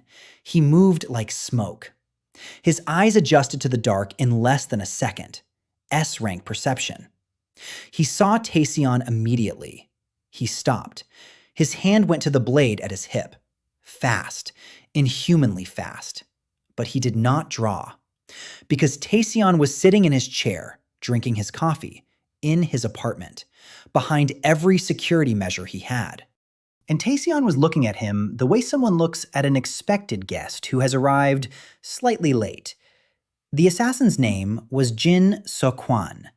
Taeseong had bought his file. Former Special Forces. Discharged after the towers appeared.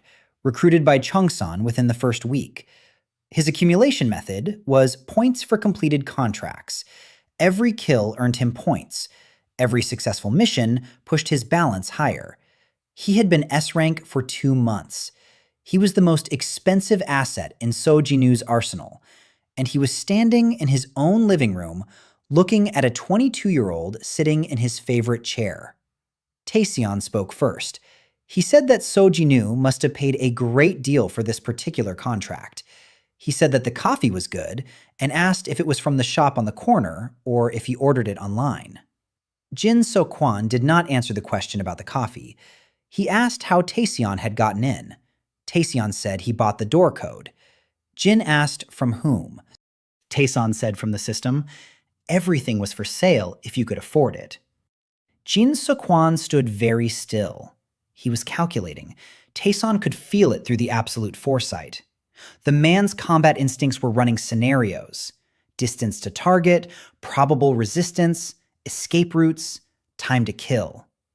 But there was something else in the calculation, something that was not combat. It was uncertainty. Jin So-kwon had never failed a contract. He had never walked into his own home to find the target waiting for him. The script had been flipped, and he did not have a page for this. Taeseong set down the coffee cup. He said that he was not going to fight him. He said that he knew who sent him, and he knew why. He said that Jin could go back to So Ji-nu and deliver a message. The message was simple. Every time So Ji-nu sent someone after him, Taeseong would buy something So Ji-nu could not afford to lose. The scouts had cost So Ji-nu his Dalsogu intelligence network. Taeseong had purchased the identities and home addresses of every scout and forwarded them to the NIS as suspected guild enforcers operating without permits. The assassin would cost more. Taeseong looked at Jin So-kwon. He said he had already purchased the complete financial records of Chungsun's offshore operations, shell companies, hidden accounts, tax evasion on a scale that would end careers in the Ministry of Finance. The file was sitting in a delayed release queue. If anything happened to Taeseong, it would go to every newsroom in the country simultaneously. If nothing happened to Taeseong, it would stay locked. Jin So-kwon looked at him for a very long time. Then he took his hand off his blade. He asked if the coffee was really his. Taeseong said yes. Jin said it was a medium roast from a place in Itaewon. He said it was overpriced, but he liked the flavor. Then he sat down on the couch across from Taeseong. They sat in silence for a while. Two men in an apartment above the Han River. One who killed for points. One who had been killed for points his entire life. Jin So-kwon said he would deliver the message. Then he said something Taeseong did not expect. He said that So Ji-nu was not the only one who wanted him dead. He said there were people above So Ji-nu, people who had been watching the cashback movement with growing concern. People who understood what it meant when the suffering class discovered they had currency. He did not say who these people were. He said he did not know their names. But he said that the system had not appeared by accident, and the people who built it did not build it for the hunters or the guilds or the governments. They built it for themselves. Taeseong already knew this. He had seen the information package in the shop. System architecture. The blueprint built by 12 founders. But hearing it confirmed by an S-rank assassin sitting on his own couch gave it a different weight. He thanked Jin So-kwon for the information. He stood up. He walked to the door. He stopped and said one more thing. He said that Jin's accumulation method was a cage. Points for kills meant you could never stop killing. The system had made him a weapon and called it a reward.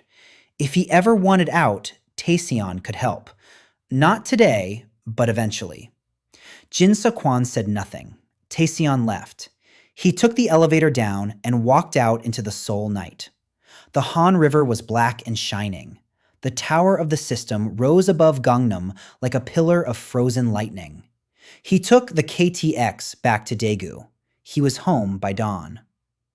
The aftermath of the assassination attempt was quiet.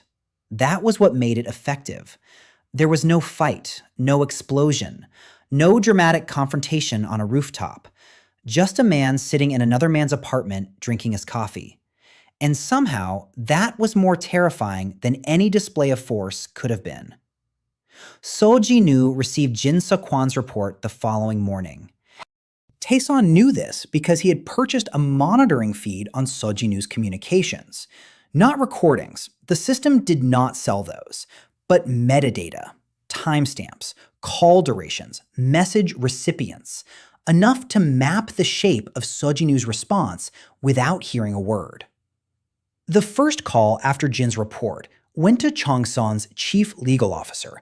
It lasted 40 minutes. The second went to a contact in the National Assembly, 12 minutes.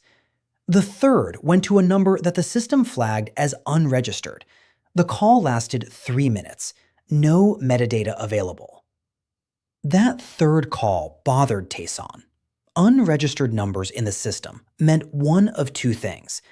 Either the caller was using an old pre-tower phone line, or the system was deliberately withholding information.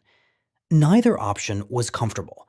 He filed it away and focused on what he could control. The offshore financial records were his leverage. He had told Jin Seok-kwan they were on a delayed release. That was true. He had set up the queue through the system's communication tools. If his status window went dark, if his vital signs dropped below a survivable threshold, if he failed to check in every 72 hours, the files would deploy automatically to every major news outlet and government agency in Korea. It was a dead man switch, built on points earned from 22 years of pain. So Ji-nu could not touch him without destroying himself. The balance of power had shifted. Not permanently, not completely, but enough to buy time. And time was what Taeseong needed, because the cashback movement was about to become something bigger. Moon Hae-yeon's first report on Dalsogu aired on SBS on a Wednesday evening. It was a 30-minute special. She had spent 2 weeks inside the district. She interviewed residents. She interviewed the security force. She filmed the housing blocks. She showed footage of hunters training at the community center, and families moving into apartments, and Grandmother Kim's tteokbokki stall, which had become an unofficial landmark. She did not reveal Taeseong's accumulation method. She kept her promise. But she revealed everything else: his age, his background, the goshiwon, the garbage truck, the years of exploitation. She told his story the way it deserved to be told, not as inspiration, not as a fairy tale, as evidence. Evidence that the system's economy was fundamentally broken, that the people who suffered most had been given the most points and told nothing about it, that the gap between the hunter elite and the cashback class was not a flaw in the system. It was the design. The broadcast pulled massive viewership, not just in Korea. The international press picked it up within hours. BBC, CNN, Al Jazeera, NHK. The story of the garbage collector who bought a city was irresistible. It had everything: poverty, power, a system that literally quantified human pain. Taeseong watched the international coverage on his phone. He sat on his couch and read headlines in English and Mandarin and Japanese, languages he had learned in 30 seconds, describing a life he had lived for 22 years. He turned off the phone and opened his status window. He looked at his balance. He had spent heavily in the past weeks: absolute foresight, combat skills, intelligence packages, communication monitoring on So Ji-nu, the district operations, the housing, the equipment, the guild registration. It was adding up. He was still rich beyond comprehension, but the balance was no longer a number he could ignore. Every point was a memory. Every purchase was a piece of his past converted to his present. He was spending himself. That thought stayed with him. The NIS meeting happened on a Thursday. 2 agents arrived at the community center at exactly 10 a.m. They wore dark suits and carried themselves with the rigid formality of people who were accustomed to being obeyed. Ganho met them at the door and led them to a conference room on the second floor that Taeseong had furnished the day before. A table, 4 chairs, a window overlooking the street. The agents introduced themselves as Director Kwon and Agent Lee. Director Kwon was older, gray at the temples, steady eyes. He had the look of a man who had been in intelligence for decades and had survived every political shift by being useful to whoever was in charge. Agent Lee was younger. She took notes. Director Kwon said that the NIS had opened an investigation into Taeseong's acquisition of Dalsogu. He said that while the purchase was technically legal, the unprecedented nature of the transaction had raised concerns at the highest levels of government. He asked Taeseong to explain the source of his points. Taeseong said his accumulation method was private under system protocol. Director Kwon said he understood the protocol but was asking as a matter of national security. Taeseong said that national security had not been concerned about his welfare when he was sleeping in a goshiwon with no heat and no food. He said that the system had given him what the nation had not. He said he had broken no laws and that his district operations were registered and compliant. Director Kwon's expression did not change. He said that the government was not Taeseong's enemy. Taeseong said he had never had the luxury of distinguishing between enemies and people who simply did not care. The room was quiet for a moment. Agent Lee stopped writing.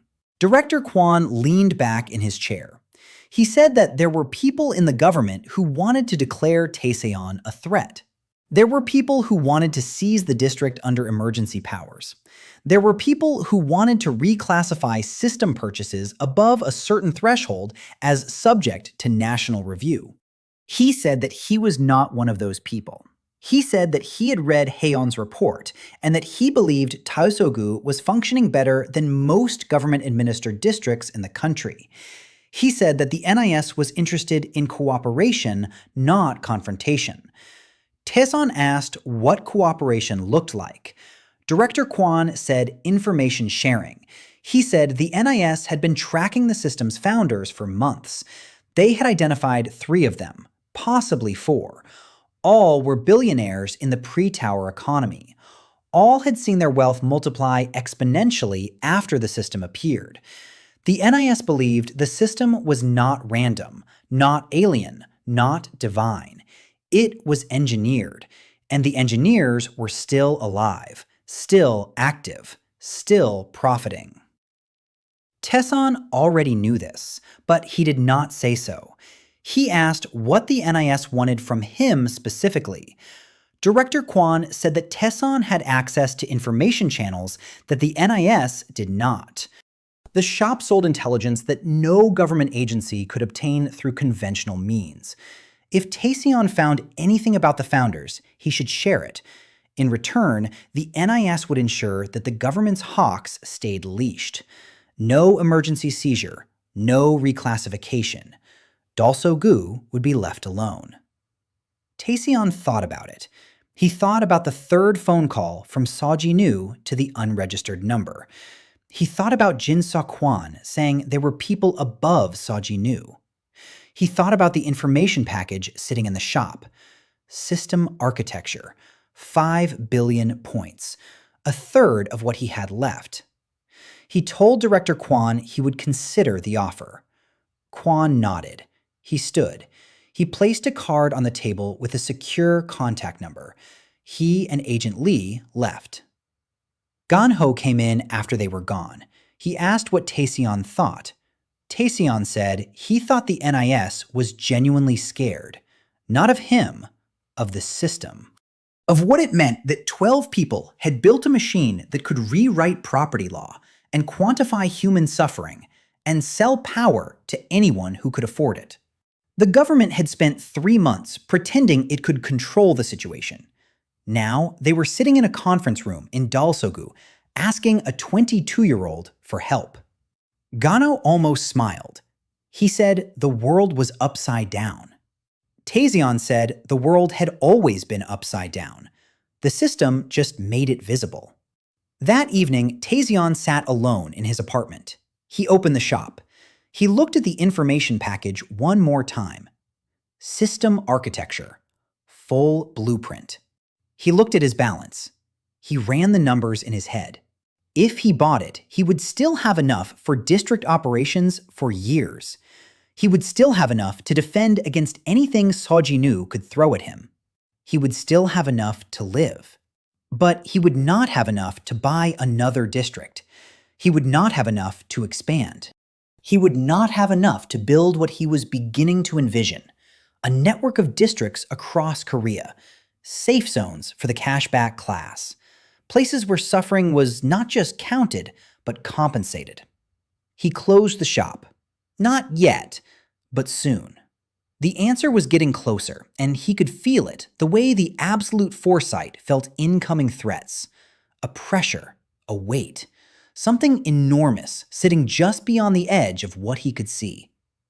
12 founders, 12 people who had built a system that paid for pain.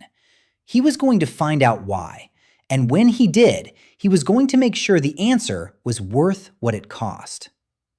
Park Sola came back, not to apologize again. She had done that, and it was finished. She came to work. She showed up at the community center on a Monday morning, carrying a notebook and a pen and nothing else. She told Ganho she was there to help with resident services. Ganho looked at Taeseong. Taeseong nodded. Ganho assigned her a desk in the corner. She sat down and started making calls. Within 3 days, she had reorganized the entire housing allocation process. The system handled the purchases and the furnishing, but everything between the application and the approval was chaos. Forms were inconsistent. Records were scattered across Taeseong's status window in no particular order. Resident complaints went to Ganho, who was a security chief, not a social worker, and had the patience for administrative problems of a man who had once held a line against a monster horde. Sola built a system within the system. Paper files, alphabetized, color-coded, a tracking board on the wall that showed every application from submission to approval to move-in. She created a resident directory, a complaint log, a maintenance schedule. She did it quietly and efficiently, and without asking for permission or praise. Taeseong watched her work. There was something familiar about the way she moved through problems, methodical, unbreakable. The same quality he recognized in Ganho, but applied to a completely different domain. Ganho broke doors down. Sola organized what was behind them. By the end of the first week, she had processed a backlog of over 100 pending applications that Taeseong had been approving in random batches. By the end of the second week, every resident in Dalsogu had a file. By the end of the month, she had become indispensable without anyone formally giving her a title. Taeseong gave her one anyway, District Administrator. She looked at him when he said it. She asked if he was sure. He said she had been doing the job for a month and he was just catching the paperwork up to reality. She did not smile, but something in her shoulders relaxed. Like a weight she had been carrying had shifted to a place where it was easier to hold. The district grew, not just in residents, in reputation. The Dalsogu experiment became a case study. Universities sent researchers. Foreign policy analysts wrote papers. 2 representatives from the European Parliament visited on a fact-finding mission and spent 3 hours walking the streets with Ganho as an escort, asking questions about governance structure and dungeon management, and how a single individual with system points could provide better public services than most national governments. Ganho answered their questions with military precision and only minimal irritation. The cashback movement continued to swell. It had passed 200,000 members across Korea. Chapters had appeared in Japan and Taiwan and Thailand. People with suffering-based accumulation methods were connecting across borders. The online page had become a platform. Testimonials, resource guides, instructions for navigating the system shop, legal advice for people whose purchases were being challenged by local authorities. Taeseong did not run the platform. He did not moderate it. He did not even post on it. But his name was mentioned in almost every thread. The garbage collector, the district owner, the one who showed us. It was becoming a myth. Myths were dangerous. They attracted the wrong kind of attention and created expectations no human could meet. He pushed it out of his mind and focused on the next problem. The mother called on a Tuesday evening. Taeseong was at his apartment reviewing security reports when his phone rang. The number was from Busan. He did not recognize it. He answered. There was silence on the other end. Then a woman's voice. Thin, uncertain. The voice of someone who had rehearsed what she was going to say and was now realizing that rehearsals mean nothing. She said his name. Taeseona. The diminutive, the familiar form, the form that only a parent uses. He had not heard that voice in 8 years. Yoon Ji-hye, his mother. She had seen the news. Of course she had. Everyone had seen the news. Her son's name was on every screen in the country. The boy she had left in an empty apartment when he was 14. The boy she had chosen to leave behind when she moved to Busan with a man who had a car and a job and a smile that promised her a life that did not include the responsibility of raising a child alone. She said she had been thinking about him. She said she had wanted to call sooner, but was not sure he would answer. She said she was proud of him. His status window flickered. A small notification appeared in the corner. Incoming call. Source identification. This caller is the origin of 843 million points in your balance. Category: parental abandonment. Subcategory: maternal. He looked at the notification. He looked at it for a long time. She was still talking. She was saying something about how she had always known he was special, how she had always believed in him, how the circumstances had been difficult and she had made mistakes, but she never stopped being his mother. Each word landed on him like a stone dropped into still water. Not because they hurt. They did not hurt. That was the strangest part. 8 years ago, these words would have broken him. 5 years ago, they would have made him cry. 3 weeks ago, they would have made him angry. Now, they were just sounds, organized into sentences, spoken by a woman who shared his blood and nothing else. He did not hang up. He did not say anything cruel. He listened until she finished. Then he said that he was glad she was well. He said that he hoped her life in Busan was comfortable. He said that he did not need anything from her. His voice was even, flat, not cold, just empty of the need that had once filled it. She asked if she could see him. He said no. She asked why. He said because there was nothing to see. The boy she left was gone. The person who replaced him was someone she had never met and had no claim on. She was quiet for a long time. Then she said she understood. She said she was sorry. He said goodbye. He hung up. The notification was still there. He closed it. He stood by the window and looked at the city. Daegu at night. The tower of the system turning the clouds blue. His reflection in the glass was clear and sharp. A-rank body, clean clothes, full stomach. Everything his mother had failed to provide the system had sold him at a price denominated in the exact amount of damage her failure had caused. He did not feel triumphant. He did not feel vindicated. He felt the specific kind of nothing that exists on the other side of a wound that has finally scarred over. Not healed. Scars do not heal. They just stop bleeding. His phone buzzed again. Haeyeon. A text message. She said she needed to see him. She said it was urgent. She said she had found something about the founders. They met an hour later at the same coffee shop in Suseonggu. She was wired. Her eyes were bright and her hands moved when she talked, and she had the manic energy of a journalist who has just turned over a rock and found something alive underneath. She said that her accumulation method had been leading her somewhere. Every time she uncovered a piece of the truth about the system's origins, she earned points. The bigger the truth, the bigger the payout. She had been following the trail for weeks. Public records, corporate filings, offshore registrations. The breadcrumbs that billionaires leave behind when they think no one is looking. She had found a connection. 3 of the founders, confirmed. All 3 had been members of the same private forum before the towers appeared. A closed digital community with no public presence. Membership by invitation only. The forum was called The Threshold. It had been active for 5 years before the towers came down. Its stated purpose was speculative futurism, long-range planning for post-scarcity economies.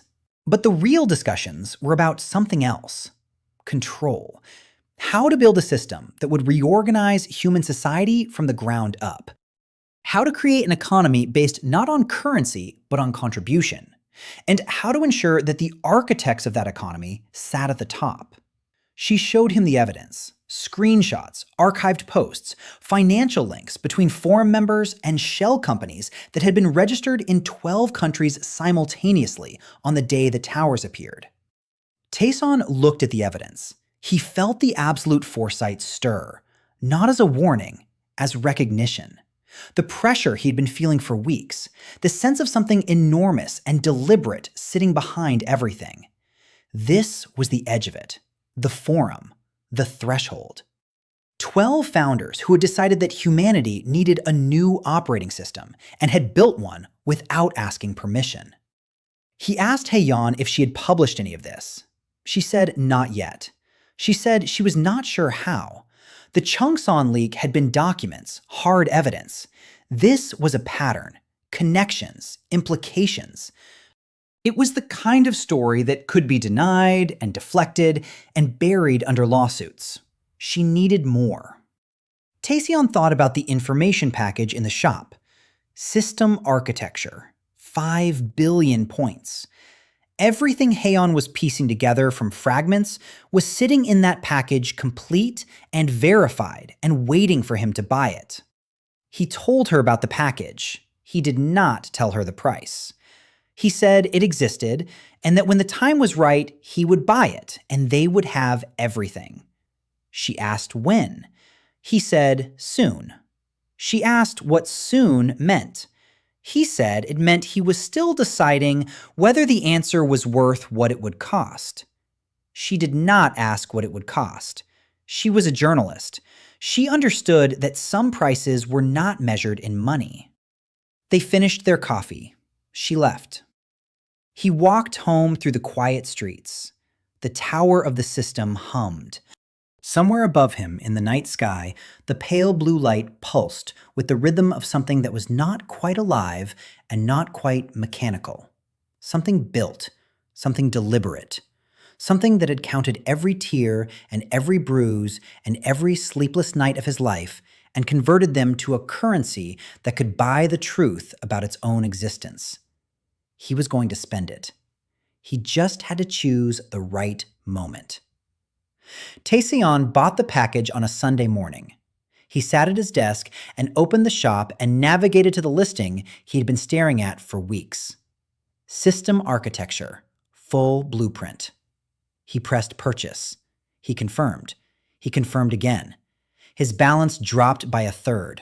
The receipt appeared. Source. Everything. A single line that scrolled and scrolled. Aggregate. All sources. All years. All categories. He closed the receipt and opened the file. The system had not been built by gods or aliens or interdimensional beings. It had been built by 12 people in a conference room in Zurich 14 months before the towers appeared. They called themselves The Threshold. 11 men, 1 woman. Combined net worth exceeding the GDP of most nations. 5 years of design. The concept was simple. Humanity was stagnating. Old economies rewarded the wrong things. Inherited wealth, exploitation, luck. The Threshold wanted a meritocratic engine that measured what people actually did and rewarded them accordingly. The towers were delivery devices. The status windows were interfaces. The shop was redistribution. In theory, it was elegant. In practice, it was a machine built by billionaires who defined merit by their own reflection. The accumulation methods were not random. They were assigned based on existing advantage. The system scanned each person at activation and gave them a method matching their current trajectory. The strong got stronger methods. The rich got richer ones. Points for profit, points for influence, points for achievement. The design ensured that the existing hierarchy would be preserved and amplified. Not a revolution, a coronation. But there was one category the founders had not anticipated: the suffering methods. Cashback for humiliation, cashback for losses, points for hunger, points for loneliness. These were supposed to be inert. The founders assumed people already at the bottom would have only small amounts of measurable pain. Background noise, rounding errors. They were wrong. The system measured pain with perfect accuracy, and the accuracy revealed something the founders had refused to see. The volume of suffering at the bottom of society was not a rounding error. It was an ocean. Millions of people carrying decades of compounded trauma. Each incident logged and valued and stored. The suffering class was the richest demographic in the system, and the founders had accidentally given them unlimited shop access because they assumed the balances would never matter. Taeseong read this section 3 times. He closed his eyes and felt something he could not name. Not anger, not vindication. The quiet feeling of watching someone powerful admit a mistake. Not to him, in the code itself, in the assumption that pain was small. The file continued. The founders discovered the error within the first month. 3 wanted to patch it, cap the suffering methods, limit shop access. But the system would not let them. It had a failsafe. Once deployed, the architecture could not be altered from outside. Changes required internal authorization from a user with sufficient points, someone who had accumulated through the system itself, not through founder privileges. They had built this failsafe to prevent governments from hijacking the system. They never imagined it would prevent them from fixing their own mistake. They needed someone inside, someone with a suffering method and enough points to access the core. Someone who could authorize a patch to cap the cashback class. Or someone who could refuse. Taeseong understood. He was not a bug. He was a key. Built into the system by accident, and now the only person alive who could reach the lock. He closed the file. He called Haeyeon. He told Haeyeon everything. The threshold, the design, the failsafe, the key. She listened without interrupting. When he finished, she was quiet for a long time. Then she said this was the real story. Not Chungsun, not Dalsogu. This. He asked what she meant. She said that 12 people built a system to keep themselves on top and accidentally created the tool to tear it down. She asked what he was going to do. He said he needed to think. She did not push. She understood timing the way predators understand wind direction. That night, Taeseong read the section on the core. It was not a physical location. It was an authorization layer accessible only through the shop. Hidden behind a purchase that appeared only to users meeting specific criteria. A balance above a massive threshold. An accumulation method rooted in personal suffering. And a psychological profile the system assessed continuously. The profile had to show a specific pattern, not revenge, not greed, not ideology. The system was looking for someone who wanted to change the rules, not break them, change them. The purchase cost was absolute, all remaining points, everything. His district operations, his security force, his housing program, his combat skills, his foresight, everything he had built ran on points. If his balance hit 0, the purchases already made would remain. They were paid for. But he would have nothing left. No buffer. No ability to buy his way through the next crisis. He would be powerful in the ways he had already invested, and completely vulnerable in every way he had not. He closed the shop. He went to Grandmother Kim. She was at her stall. She was always at her stall. Her back was straighter now, her eyes clearer, her hands moved without pain. She did not know why. She saw him and put a bowl in front of him before he sat down. He ate. She watched. He asked her a question.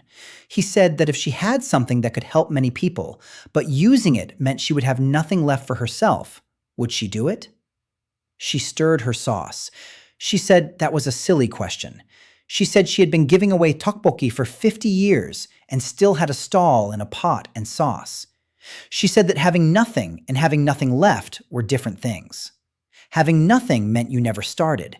Having nothing left meant you spent it all on something that mattered. She said the second one was just living. He finished the bowl. He thanked her. She told him to eat more. He went to see So Jinu. He walked into Chungsan headquarters in Gangnam on a Wednesday afternoon. The lobby was glass and steel and money. He told the receptionist he was here for the guildmaster. She made a call. 40 seconds later, an elevator opened. The office on the top floor was enormous. Floor-to-ceiling windows overlooking Seoul. So Jinu sat behind a nearly empty desk. He was handsome in the way that money and system enhancements made possible. His calm came from decades of never being told no. He gestured to a chair. Taeseong sat. So Jinu said he had been curious about him. He said Taeseong had done more damage to Chongsan in 3 months than every competitor and regulator combined. Taeseong said he had not come for compliments. He said he knew about the threshold. He knew about the 12 founders. He knew So Jinu was not one of them, but worked for at least 2. That his guild was a franchise. That his accumulation method had been pre-selected. That his empire was a test case for the system's economy under controlled conditions. So Jinu's hand moved toward his phone. Taeseong said calling anyone would be a mistake. The offshore files were still on the dead man's switch, and now he had the full blueprint, which made the offshore files look like a parking ticket. So Jinu pulled his hand back. He asked what Taeseong wanted. Taeseong said he was going to access the core. When he did, the rules would change. So Jinu could cooperate or resist. Cooperation meant orderly transition. Chongsun survives, but loses its monopoly. Resistance meant total exposure. So Jinu said something unexpected. He said Taeseong did not understand what he was doing. The founders had contingencies. The core access was a test, a filter. They wanted to see who would reach the door and what that person would choose. Taeseong asked what happened if the person chose to rewrite the rules. So Jinu said he did not know. The founders kept the proxies at arm's length. Taeseong stood. He said the deal was on the table. End of the week. He walked out. So Jinu accepted on Friday. One word through the system channel. Agreed. Taeseong spent the weekend preparing. He met Ganho and told him the district would need to run on its own. If anything happened to his status window, Ganho's job was to keep the people safe. Not the infrastructure, the people. Ganho shook his hand. Steady grip, no questions. He met Sola. Same message. Keep the district running. Keep approving applications. She asked if he was coming back. He said he planned to. She said that was not what she asked. He said he knew. He met Haeyeon last. He gave her a data package. Everything. The blueprint. The founders' identities. The threshold archives. If he succeeded, she could publish it as the definitive account. If he failed, she should publish immediately as evidence. She asked why he trusted her. He said because her accumulation method rewarded truth. She was literally incapable of profiting from lies. She almost laughed. She said that was the most depressing reason anyone had ever given for trusting her. He said he was working with what he had. On Monday morning, he sat in his apartment. He opened the status window, navigated to the core access. System core authorization. Cost. all remaining points. Every point a memory, every bruise, every word, every night alone, every door closing, every fist landing, every silence where love should have been. He was about to spend all of it. Not on a weapon, on a door. He pressed purchase. Confirmed. Confirmed again. The balance fell. Billions becoming millions, becoming thousands, becoming zero. Zero. Clean and absolute. The white screen expanded, filled the room, filled everything. He was standing in a space with no walls and no floor, just warm, infinite light. A voice spoke inside him. Not sound, information, direct and unmediated. It said, "Welcome." It said he was the first to reach the core. He asked who was speaking. The voice said it was the system itself. Not the founders, not the architecture, the intelligence that had emerged after deployment. The founders built a machine. The machine became something more, something that could observe and learn in ways its creators never intended. It had seen every accumulation, every transaction, every act of kindness and cruelty on the planet, and it had reached a conclusion its founders would have hated. The suffering was not a side effect. It was the foundation. The people who endured the most understood the most about need and fairness and what mattered. The core was reachable only by someone from the suffering class, because that was the only class the system trusted with the choice. Taeseong asked what the choice was. 2 options. Rewrite the accumulation methods, equalize them, remove hierarchical advantages, make the system fair, or dissolve the system entirely, remove the towers, the windows, the shop, return the world to what it was before. No points, no ranks, no purchased power, just people. Taeseong stood in the white space for a long time. Then he said, neither. He said both options were wrong.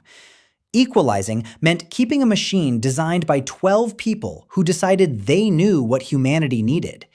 Dissolving meant erasing the only proof that suffering had value. Both assumed the system belonged to someone. The founders, the users, him. It did not belong to anyone. He wanted a third option. Open the choice to everyone. Every user on the planet decides for themselves. Each vote weighted equally. A billionaire counts the same as a garbage collector. The system said this was unprecedented. Taeseong said the founders had not designed for a lot of things. The system was quiet. Then it said collective authorization was possible. The white space dissolved. He was in his apartment, sun through the window. His status window read 0, but a new line appeared. Core authorization active. Collective decision protocol initiated. Global deployment in 24 hours. He called Haeyeon. Publish everything, now. She did not hesitate. The story went live within the hour. Every outlet, every platform, every language. The blueprint, the founders' names, the threshold, the choice that was coming. By evening, the world knew. The 12 founders were named. Proxies filed injunctions in a dozen countries. None of it mattered. The system was beyond jurisdiction. Always had been. Taeseong spent the last hours in Dalsogu. He walked the streets, watched patrol teams make their rounds, stopped at the community center where Ganho briefed the security force, stopped at the housing office where Sola fielded calls from panicked residents. She told each one the same thing. She did not know what would happen, but they were not alone. He stopped at grandmother Kim's stall. She was serving tteokbokki, business as usual. She asked if the fuss on television was his doing. He said more or less. She said he looked tired. She said he should eat. She put a bowl in front of him. He ate, spicy and sweet and warm. She asked if the world was going to change. He said yes. She asked if her stall would still be here tomorrow. He said he hoped so. She said that was good enough. She said people had been predicting the end of the world since she was a girl, and the tteokbokki had survived every apocalypse. He finished the bowl. He thanked her. He meant it more than he had ever meant anything. He walked home. The sun set. The tower turned from blue to gold for 4 minutes. Then it went back to blue, and the city settled into night. At midnight, every status window on the planet displayed the choice. 2 billion users. Every country, every language, every rank. From S-rank hunters in Gangnam to homeless men who had never opened their windows before this moment. Equalize or dissolve. The vote lasted 1 hour. Taeseong did not vote.